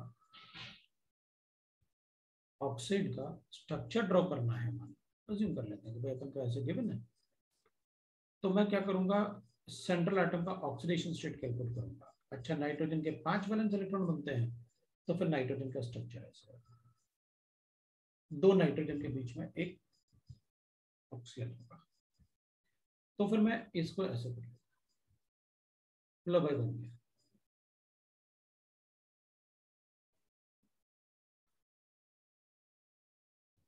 ये स्ट्रक्चर हो गया। और अगर नाइट्रोजन का हाइब्रिडाइजेशन की बात करोगे तो किसी एक नाइट्रोजन एटम के एक सेंट्रल एटम के अराउंड कैलकुलेट करने का कितने सिग्मा बॉन्ड है। तो एक सेंट्रल एटम के अराउंड सिग्मा बॉन्ड कैलकुलेट करके मैं हाइब्रिडाइजेशन बता दूं। सर तो N2O5 में नाइट्रोजन हमारा सेंट्रल एटम हुआ। ऑब्वियस सी बात है, वही लीस्ट स्टेबल है। ये तो ऑप्शन थोड़ी होता है लीस्ट स्टेबल। भाई आपको पता तो हाँ। सेंट्रल एटम, मान लो मेरी मर्जी, मैं कहूंगा मुझे P2O5, अब P2O5 और N2O5 एक जैसे बनेंगे, सेम ही बनेंगे भाई। इसकी जगह फास्फोरस आ जाएगा और क्या, P4O10 बनाते हैं।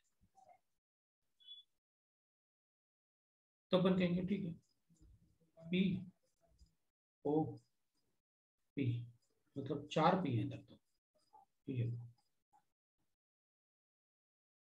बन गया मेरे पास। तो फास्फोरस के कितने वैलेंस इलेक्ट्रॉन होते हैं? 5।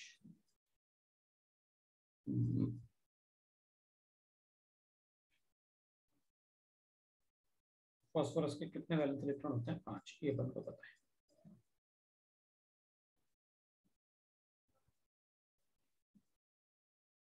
फास्फोरस मैक्सिमम 5 बॉन्ड बना सकता है और मिनिमम 3 बॉन्ड बना सकता है। चलो देखते क्या है। आपने लिखा था बिटवीन ईच सेंट्रल एटम, इसका क्या मतलब आप चाहते हो ऐसे भी बना, between each central atom, between each central atom के लिए फिर मैं ऐसे ही बनाऊंगा,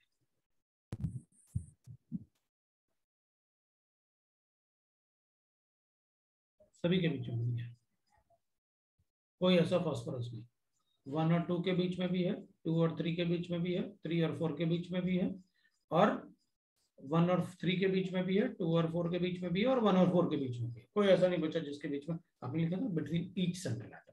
बीच वाले फास्फोरस में 3 रहने चाहिए ना इलेक्ट्रॉन, क्योंकि दोनों साइड ऑक्सीजन है। अरे बॉन्ड दिख रहे हैं तुम्हें, बॉन्ड दिख रहे हैं तुम्हें, काउंट कर लो अपने आप कितने हो गए। अब पहले मैंने बना लिए थे ना, इसलिए तुमको वैसे लग रहा होगा अच्छा ज्यादा हो गया, कहीं नहीं, सबके 3-3 इलेक्ट्रॉन ले चुका हूं मैं, सबके 3-3 इलेक्ट्रॉन खा चुका हूं मैं।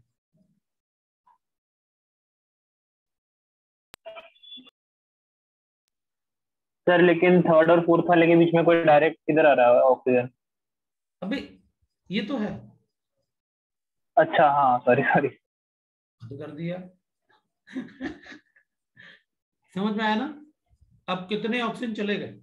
हाँ, फास्फोरस के पास 6 ऑक्सीजन हो गए सर, 4 बचे और ये ले, अच्छा सबसे एक डबल बॉन्ड बना, ये ले बन गए। ये है स्ट्रक्चर। हाइब्रिडाइजेशन क्या होगा?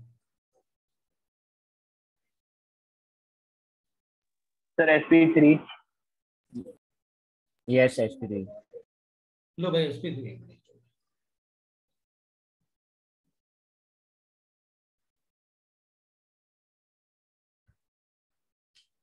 अब H2SO7 ये +6 है, इसका मतलब है 2 सल्फर के बीच में एक ऑक्सीजन होना कंपल्सरी है।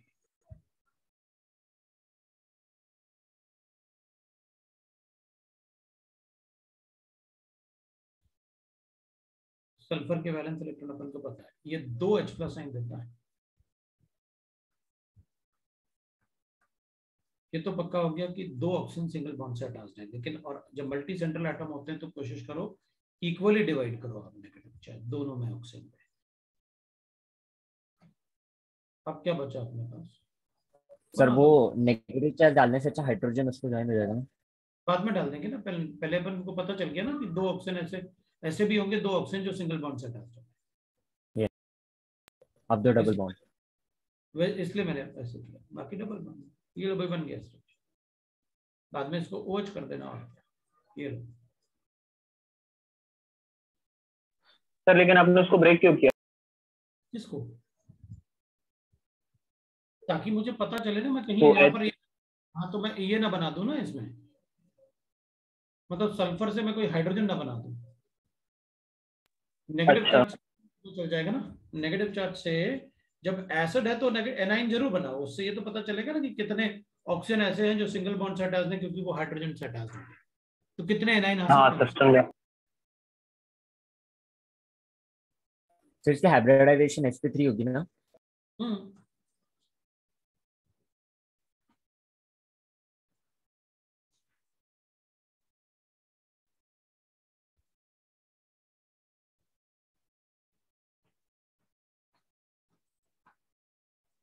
second, if the oxidation state of central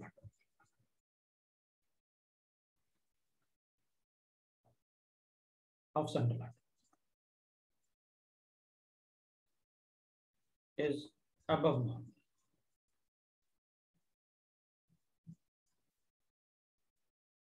greater than valence electron,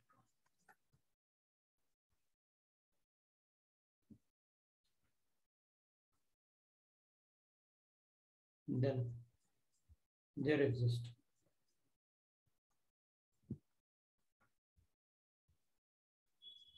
peroxide bond between each central atom.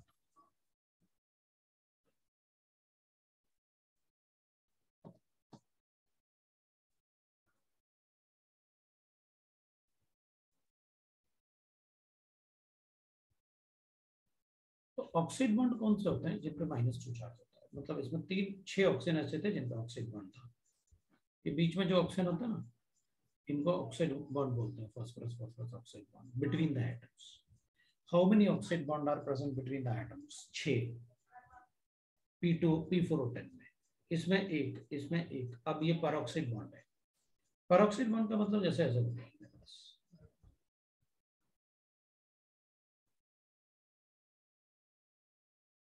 मैंने इसमें कैलकुलेट किया, ये +7 आ रहा था।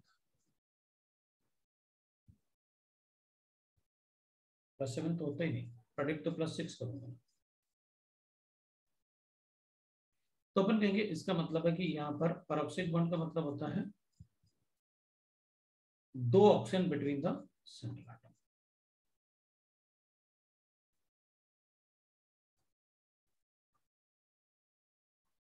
उसको कहते हैं पेरोक्साइड। तो दूसरे पेज पे बनाऊंगा मैं इसका स्ट्रक्चर। ये तो पता चल गया कि 2 ऑक्सीजन आने चाहिए, क्योंकि तभी पेरोक्साइड बॉन्ड आएगा। पेरोक्साइड बॉन्ड मतलब ऐसे ऑक्सीजन एटम जिन पे -1 चार्ज है।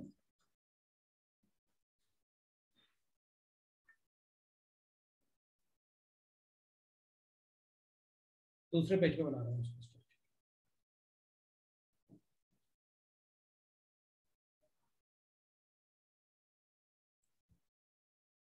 तो अपन ने कहा भाई सल्फर है, ये बन गया अपने पास। अब 2 H थे उसके पास, तो 2 तो अपने पास ऑक्सीजन नेगेटिव हो जाएंगे, तो अपन तो ऐसे बना सकते हैं।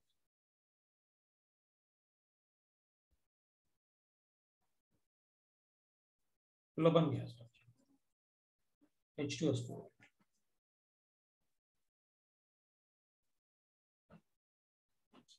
तो अपन ने स्ट्रक्चर देख के ये बता देते हैं, जैसे एक दूसरे एग्जांपल ले लें, peroxide bond between central atom. तो अगर मान लो कभी कोई भी कंपाउंड अपन को गिवन, जैसे ये +5 +10 था, वो तो ही नहीं। आंसर अगर लिखना है ऑक्सीडेशन स्टेट, तो +6 ऑक्सीडेशन स्टेट लिखूंगा।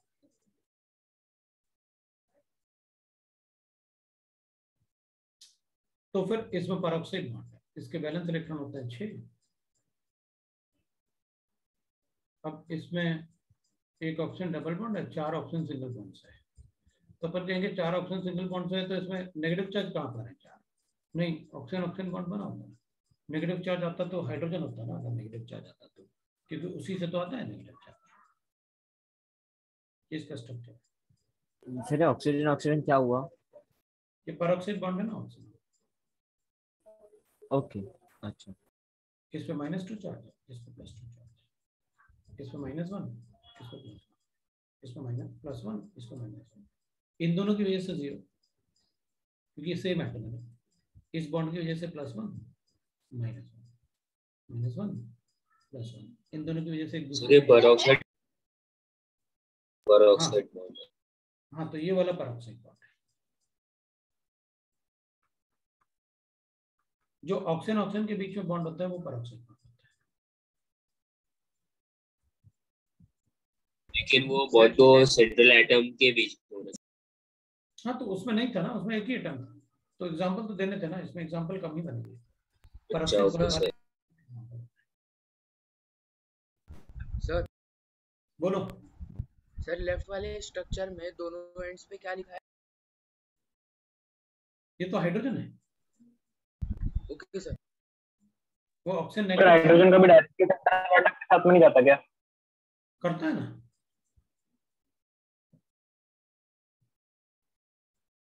अभी नहीं करेगा क्योंकि परऑक्साइड बॉन्ड है।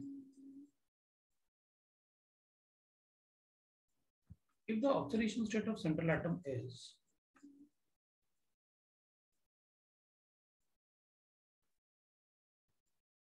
below normal,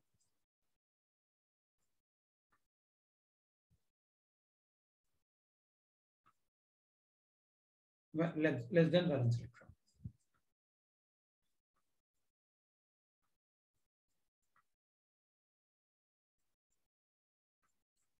then there exists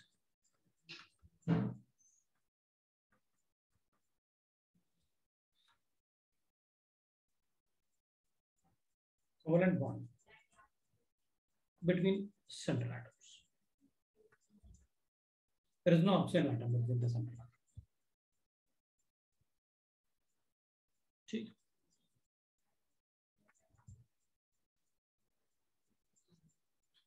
ये +5 आ रहा है, ठीक है, सल्फर सल्फर बॉन्ड है।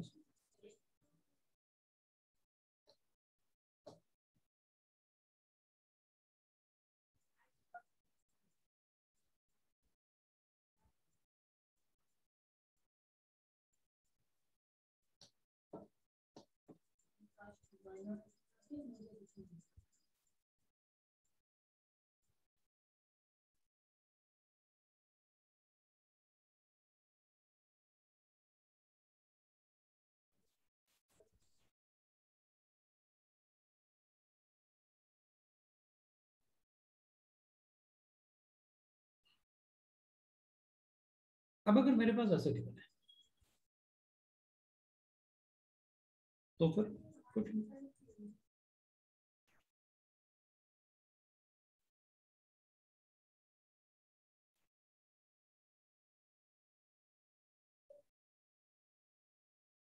हाइब्रिडाइजेशन ये भी sp3 था, हाइब्रिडाइजेशन तो ये भी sp3 है, हाइब्रिडाइजेशन तो ये भी sp3 है, और हाइब्रिडाइजेशन तो ये भी है, ये तो अलग होगा, sp3 नहीं, sp3d होगा।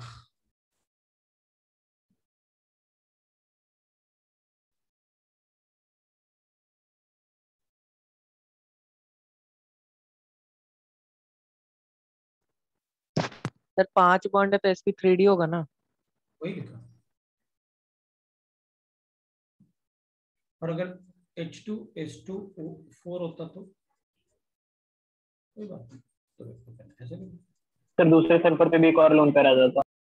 ओके।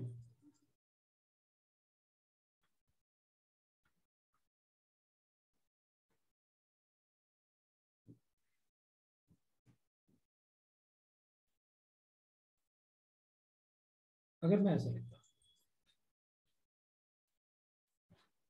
तो फिर मैं ऐसा करूँ,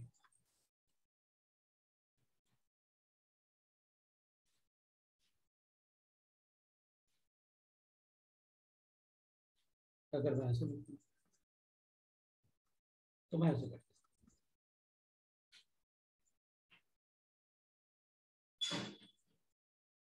अब आप छोटे छोटे स्ट्रक्चर्स भी बनाना सीख जाओगे ना, आपको ऑक्सीडेशन स्टेट कैलकुलेट करना जरूरी है। सर आपने सी वाले में वो नहीं बनाया लोन पे? तो बना देना भाई मेरे, बना दिया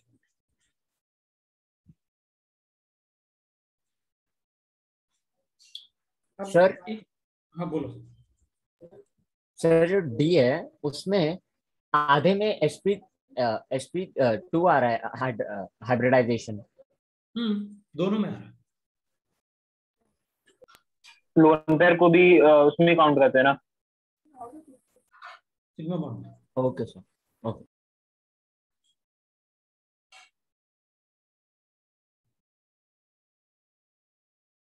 in case of phosphorus,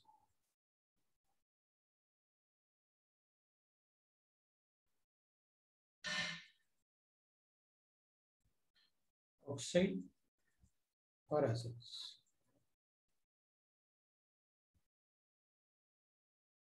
it will first form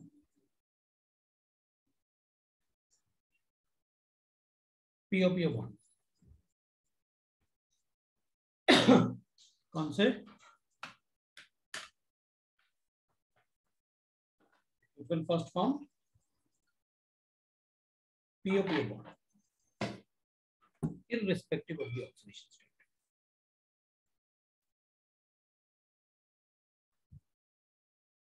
यही एक पंगा करता है फास्फोरस, बस बाकी कोई एलिमेंट पंगा नहीं करता।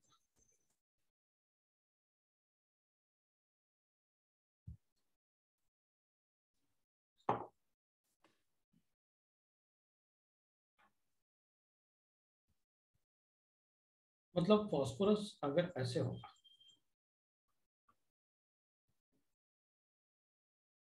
तो मैं इसको ऐसे बनाऊंगा,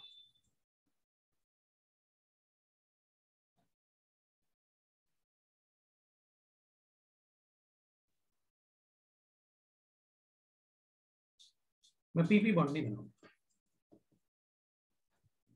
जबकि लोअर ऑक्सीडेशन स्टेट में अपन को पीपी बॉन्ड बनाना चाहिए था। ये फास्फोरस फॉलो नहीं करता है, सब पीओ बॉन्ड बनाए।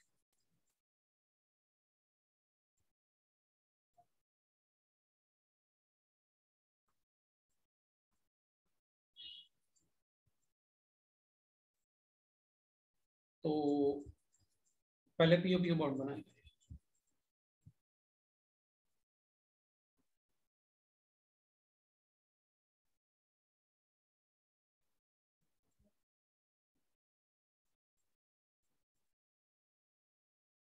फास्फोरस फॉलो नहीं करता है।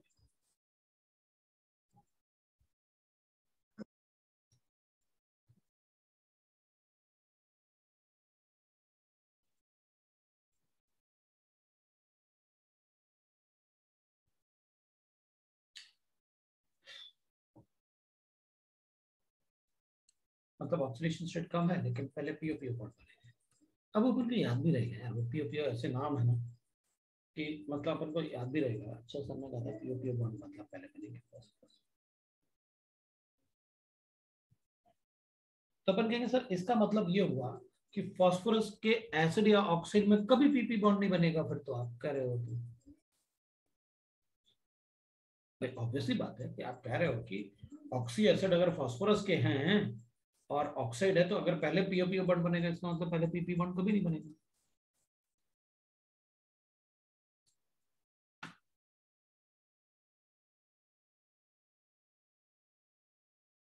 लेकिन अपन कहेंगे वो तो डिपेंड करता है क्या है। देखो पहली बात तो ये कि अपन ये बोल सकते हैं,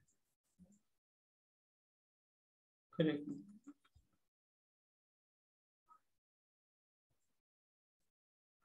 PP bond is formed only in hypophosphoric acid.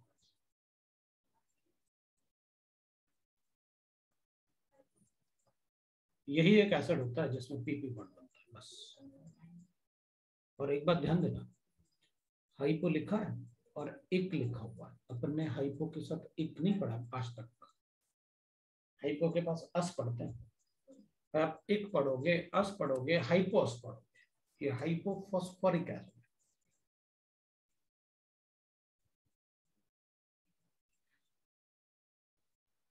फिर एक्सेप्शन का भी एक्सेप्शन है। एक्सेप्शन लिख सकते हो।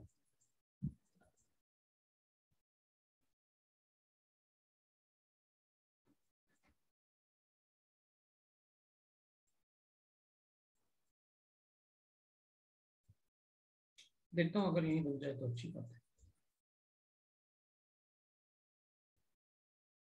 बन गया, मुझे लगा था स्ट्रक्चर नहीं बनेगा,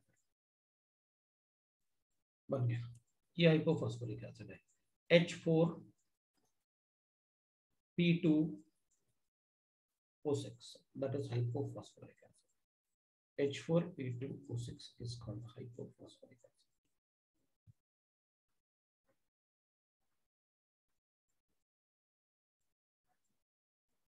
यही एक एसिड है जिसमें बनता है, बस इसके अलावा कोई। इसलिए सबसे ज्यादा पूछा जाता है एग्जाम्स में, मेंस और एडवांस में, क्योंकि फास्फोरस में बाकी कोई ऐसा नहीं होता जिसमें PP बन।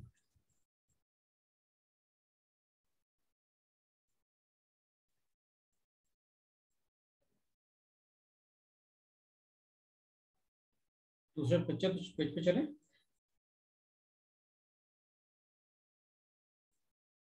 यस एक second.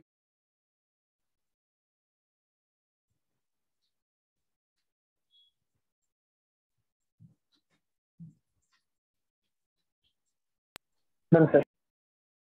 How many sulfur sulfur bond is present in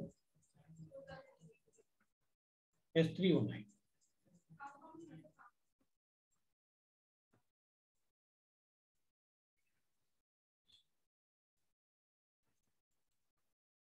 Draw structure. Sir आपने वो O4 लिखा है या O9 लिखा है? अबे O9 लिखा, S3O9। रुक जा, मैं फिर से लिखता हूँ।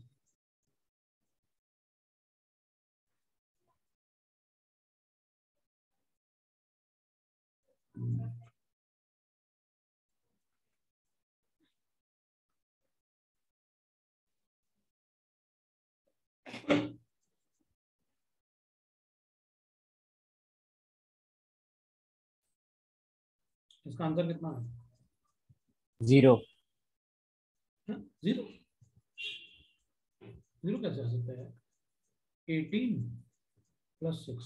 अच्छा, there will be one oxygen atom between each sulfur atom. Okay. Yes sir. Yes sir. इसका स्ट्रक्चर बना दें, बना लोगे इसका स्ट्रक्चर? हाँ सर, बन गया।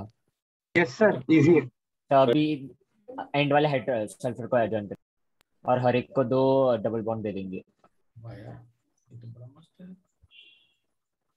जब तुम लोग ऐसे आंसर देते हो बड़ा मजा आता है, क्योंकि उसमें फिर ये समझ में आता है ना कि समझ में आया। अगर किसी को समझ में नहीं आया तो वो पूछ सकता है कि मुझे समझ में नहीं आया, बाद में भी पूछ सकता है या सेंटर में पूछ सकता है। कल वैसे सेंटर पे ही होंगे ऑलमोस्ट पूरा दिन। सर आप कल सेंटर पे हो? हाँ, कल रहूंगा ना, 10 o'clock से ही रहूंगा। पनवेल में ना? हाँ, क्योंकि वो ओके सर। चर्च गेट में बन नहीं पाया ना, क्योंकि कल पूरा दिन हमने चर्च गेट के लिए रखा था। वहाँ सर कहाँ कितने बजे आओगे आप उधर? 10-10:15 के आसपास होगा। Okay sir. मुझे चर्च गेट पर जाना है, उन बच्चों को पूरा दिन देना है, 1-2 संडे। मैं देखता हूँ कहाँ सर चर्च गेट में आओगे तो आप एक कंफर्मेशन मैसेज भेजोगे ना? 100%। अकबर जी तो बार बार मैसेज बताएंगे कहाँ मिलेंगे, सब करेंगे। चलो अच्छा, अपन इसकी बात करते हैं। अब इसकी बात करते हैं स्ट्रक्चर की। इसका स्ट्रक्चर पता क्या करेंगे? अब कई बार अपन क्या करेंगे, अपन कहेंगे यार देखो सर ने तो हमें बताया है ऑक्साइड्स में, ये आ गया सल्फाइड, तो अपन क्या करेंगे, S4O3 है ना, P4S3, इसको O3 लिख दो। एक ही बात है ना, नंबर ऑफ वैलेंस इलेक्ट्रॉन तो एक जैसे, बाद में चेंज कर देंगे।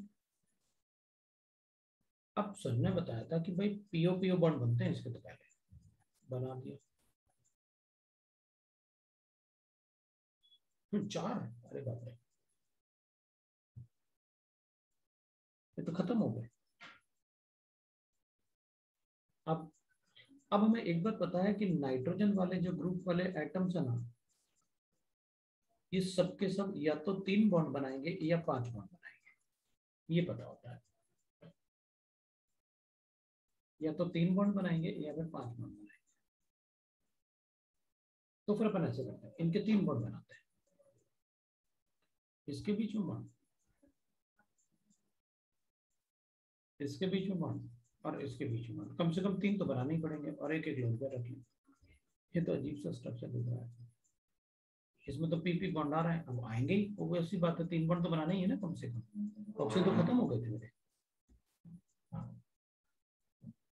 तो अपन इस स्ट्रक्चर पर हम ऐसे बना, बाद में अपन ऑक्सीजन को सल्फर बना देंगे हैं? इसको ऐसे बना दूंगा, एक फास्फोरस लेता हूँ,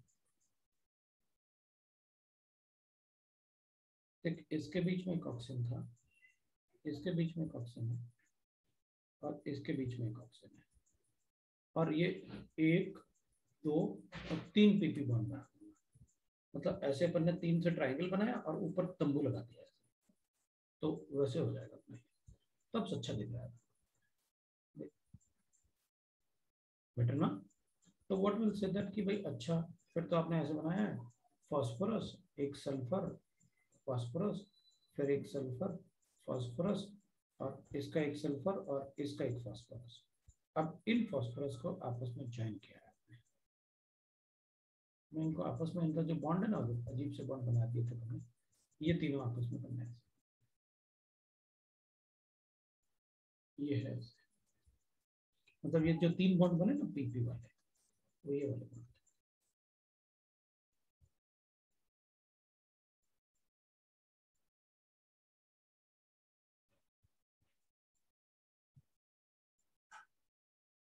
तो वो ज्यादा अच्छा लगेगा आपको, क्योंकि इधर भी सबके पास लोन पेयर तो हो गए और इधर भी एक लोन पेयर और 3 बॉन्ड पेयर हो गए इसके नाम, तो वो ज्यादा अच्छा स्ट्रक्चर। तो अपन क्या करेंगे ना, हर बार अपन क्या करेंगे, ऑक्सीजन को हटा देंगे अगर जरूरत पड़ी तो, क्योंकि ये काफी, वैसे ये कंपाउंड काफी इंपॉर्टेंट इसलिए है क्योंकि मैच बॉक्स में जो मैच स्टिक बनाते हैं वो इसी से बनाते हैं, इसलिए वो अपन से पूछ लेते हैं और वो यूजेस में आ जाता है अपने सल्फर के और फास्फोरस दोनों का यूज हो गया, इसलिए वो अपन से काफी पूछ लेते हैं।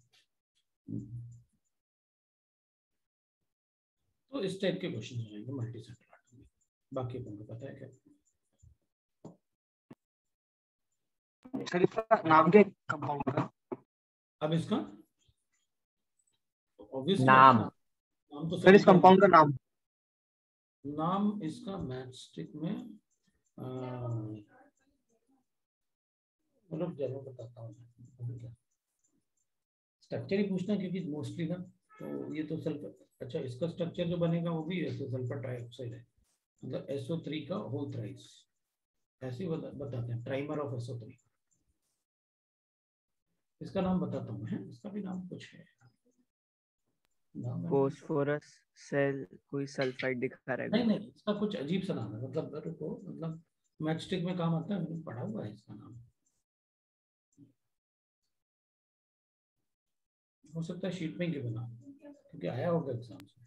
बस टेट्राफ्लोरस सल्फाइड नहीं टेट्राफॉस्फोरस ट्राइसल्फाइड तो लिख ही सकते हैं, उसके अलावा भी अपन कुछ ऐसे नाम दे सकते हैं। फोस्फोरस सेस्क्वाई सल्फाइड लिखा है गूगल पे। फास्फोरस सल्फाइड, फास्फोरस क्या लिखा हुआ है? सेस्क्वाई सल्फाइड है, अजीब सा लिखा है। Phosphorus sesqui sulphide. हाँ सर, हाँ phosphorus sesqui sulphide. Sesqui sulphide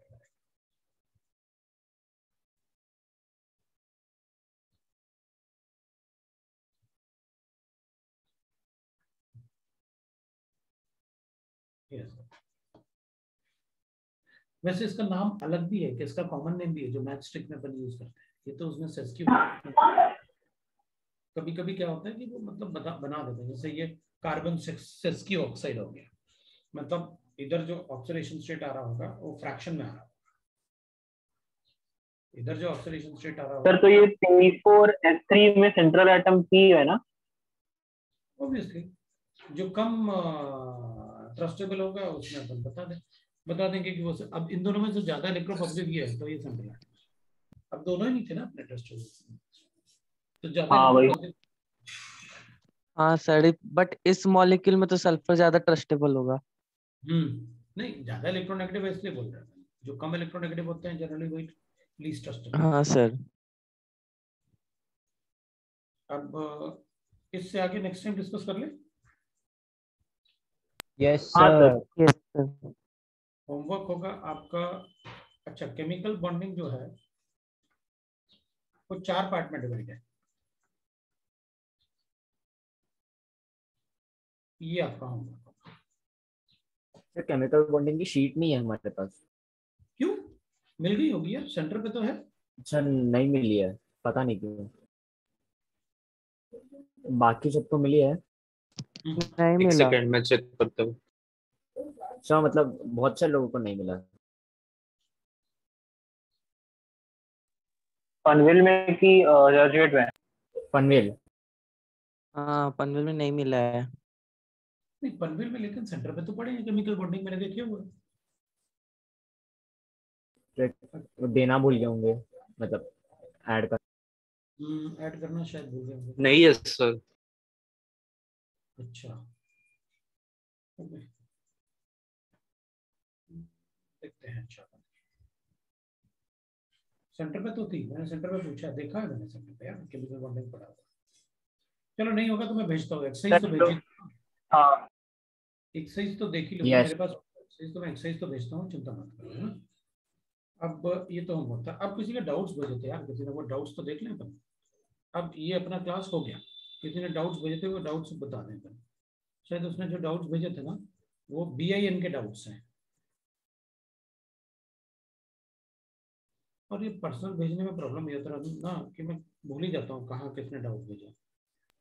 sir आप कल डाउट क्लास लेने वाले हो, मतलब वो बचा हुआ पीरियोडिक का और बीएन का? हाँ बिल्कुल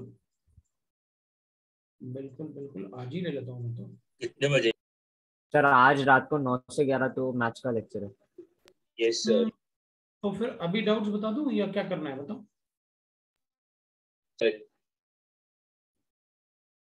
सर कल ले लो। हाँ कल ले लें। Yes sir. Yes sir. AP2 batch का तो मैं कल ले चुका हूँ। AP1 बैच है बस, AP2 बैच का BIN ले चुका हूँ।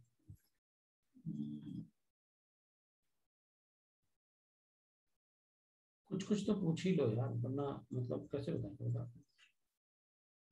मैं 1 मिनट मतलब कुछ कुछ वो बता देता हूँ, बता दूं या मतलब कैसे करना है बताओ, तुम लोग जैसे बोलोगे।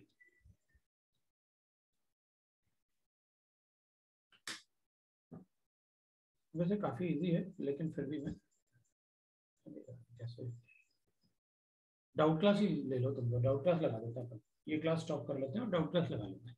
डाउट क्लास बताओ कब पढ़ोगे तुम लोग? कल सर। यस सर कल। कल तुम्हारा वो एग्जाम कितने बजे है? तो वो तो यूनिट टेस्ट है ना, तो रात को ही होगा ना वो 8:30 8:45। स्कोर को भी हो सकता है रात को ही होगा सर, 75 मिनट का ना रात को होगा। Yes sir. तो फिर कल दिन में रख लें डाउट क्लास? चलेगा सर। हाँ सर चलेगा, कोई दिक्कत। AP1 का 9 से लेके 11 तक मैथ्स क्लास है। नहीं तो कल मॉर्निंग लिख लेता हूँ ना, कल मॉर्निंग करते हैं अपन 8:30 से। 9 बजे 9 to क्लास 11 मैथ्स क्लास है, मॉर्निंग कर लेते हैं ना 8:30 से 9:30 या का तो 7 to 9 रख लिए या फिर मॉर्निंग में क्लास है, मॉर्निंग में क्लास है 9 to 11। मॉर्निंग में क्लास है कितने बजे है? 9 to से 11। 9 to 11। तो 8 to 9 रख लेते हैं। ठीक है सर। हाँ चलेगा। BIN अपन अगर BIN भी कर लेंगे तो इस बार टेस्ट में आ रहा ना BIN, ठीक रहेगा ना, इतना तो Yes. पढ़ेंगे। हाँ वही सर। यस हाँ सर। ओके ठीक है सर। ठीक है ओके सर। 8 o'clock है। कल पीरियोडिक का डाउट। Yes sir. पीरियोडिक का भी कर लेना, वही पूछ लेना, ज्यादा टाइम। हाँ सर। चलो बाय हो जाए। Bye, thank you. Bye bye bye.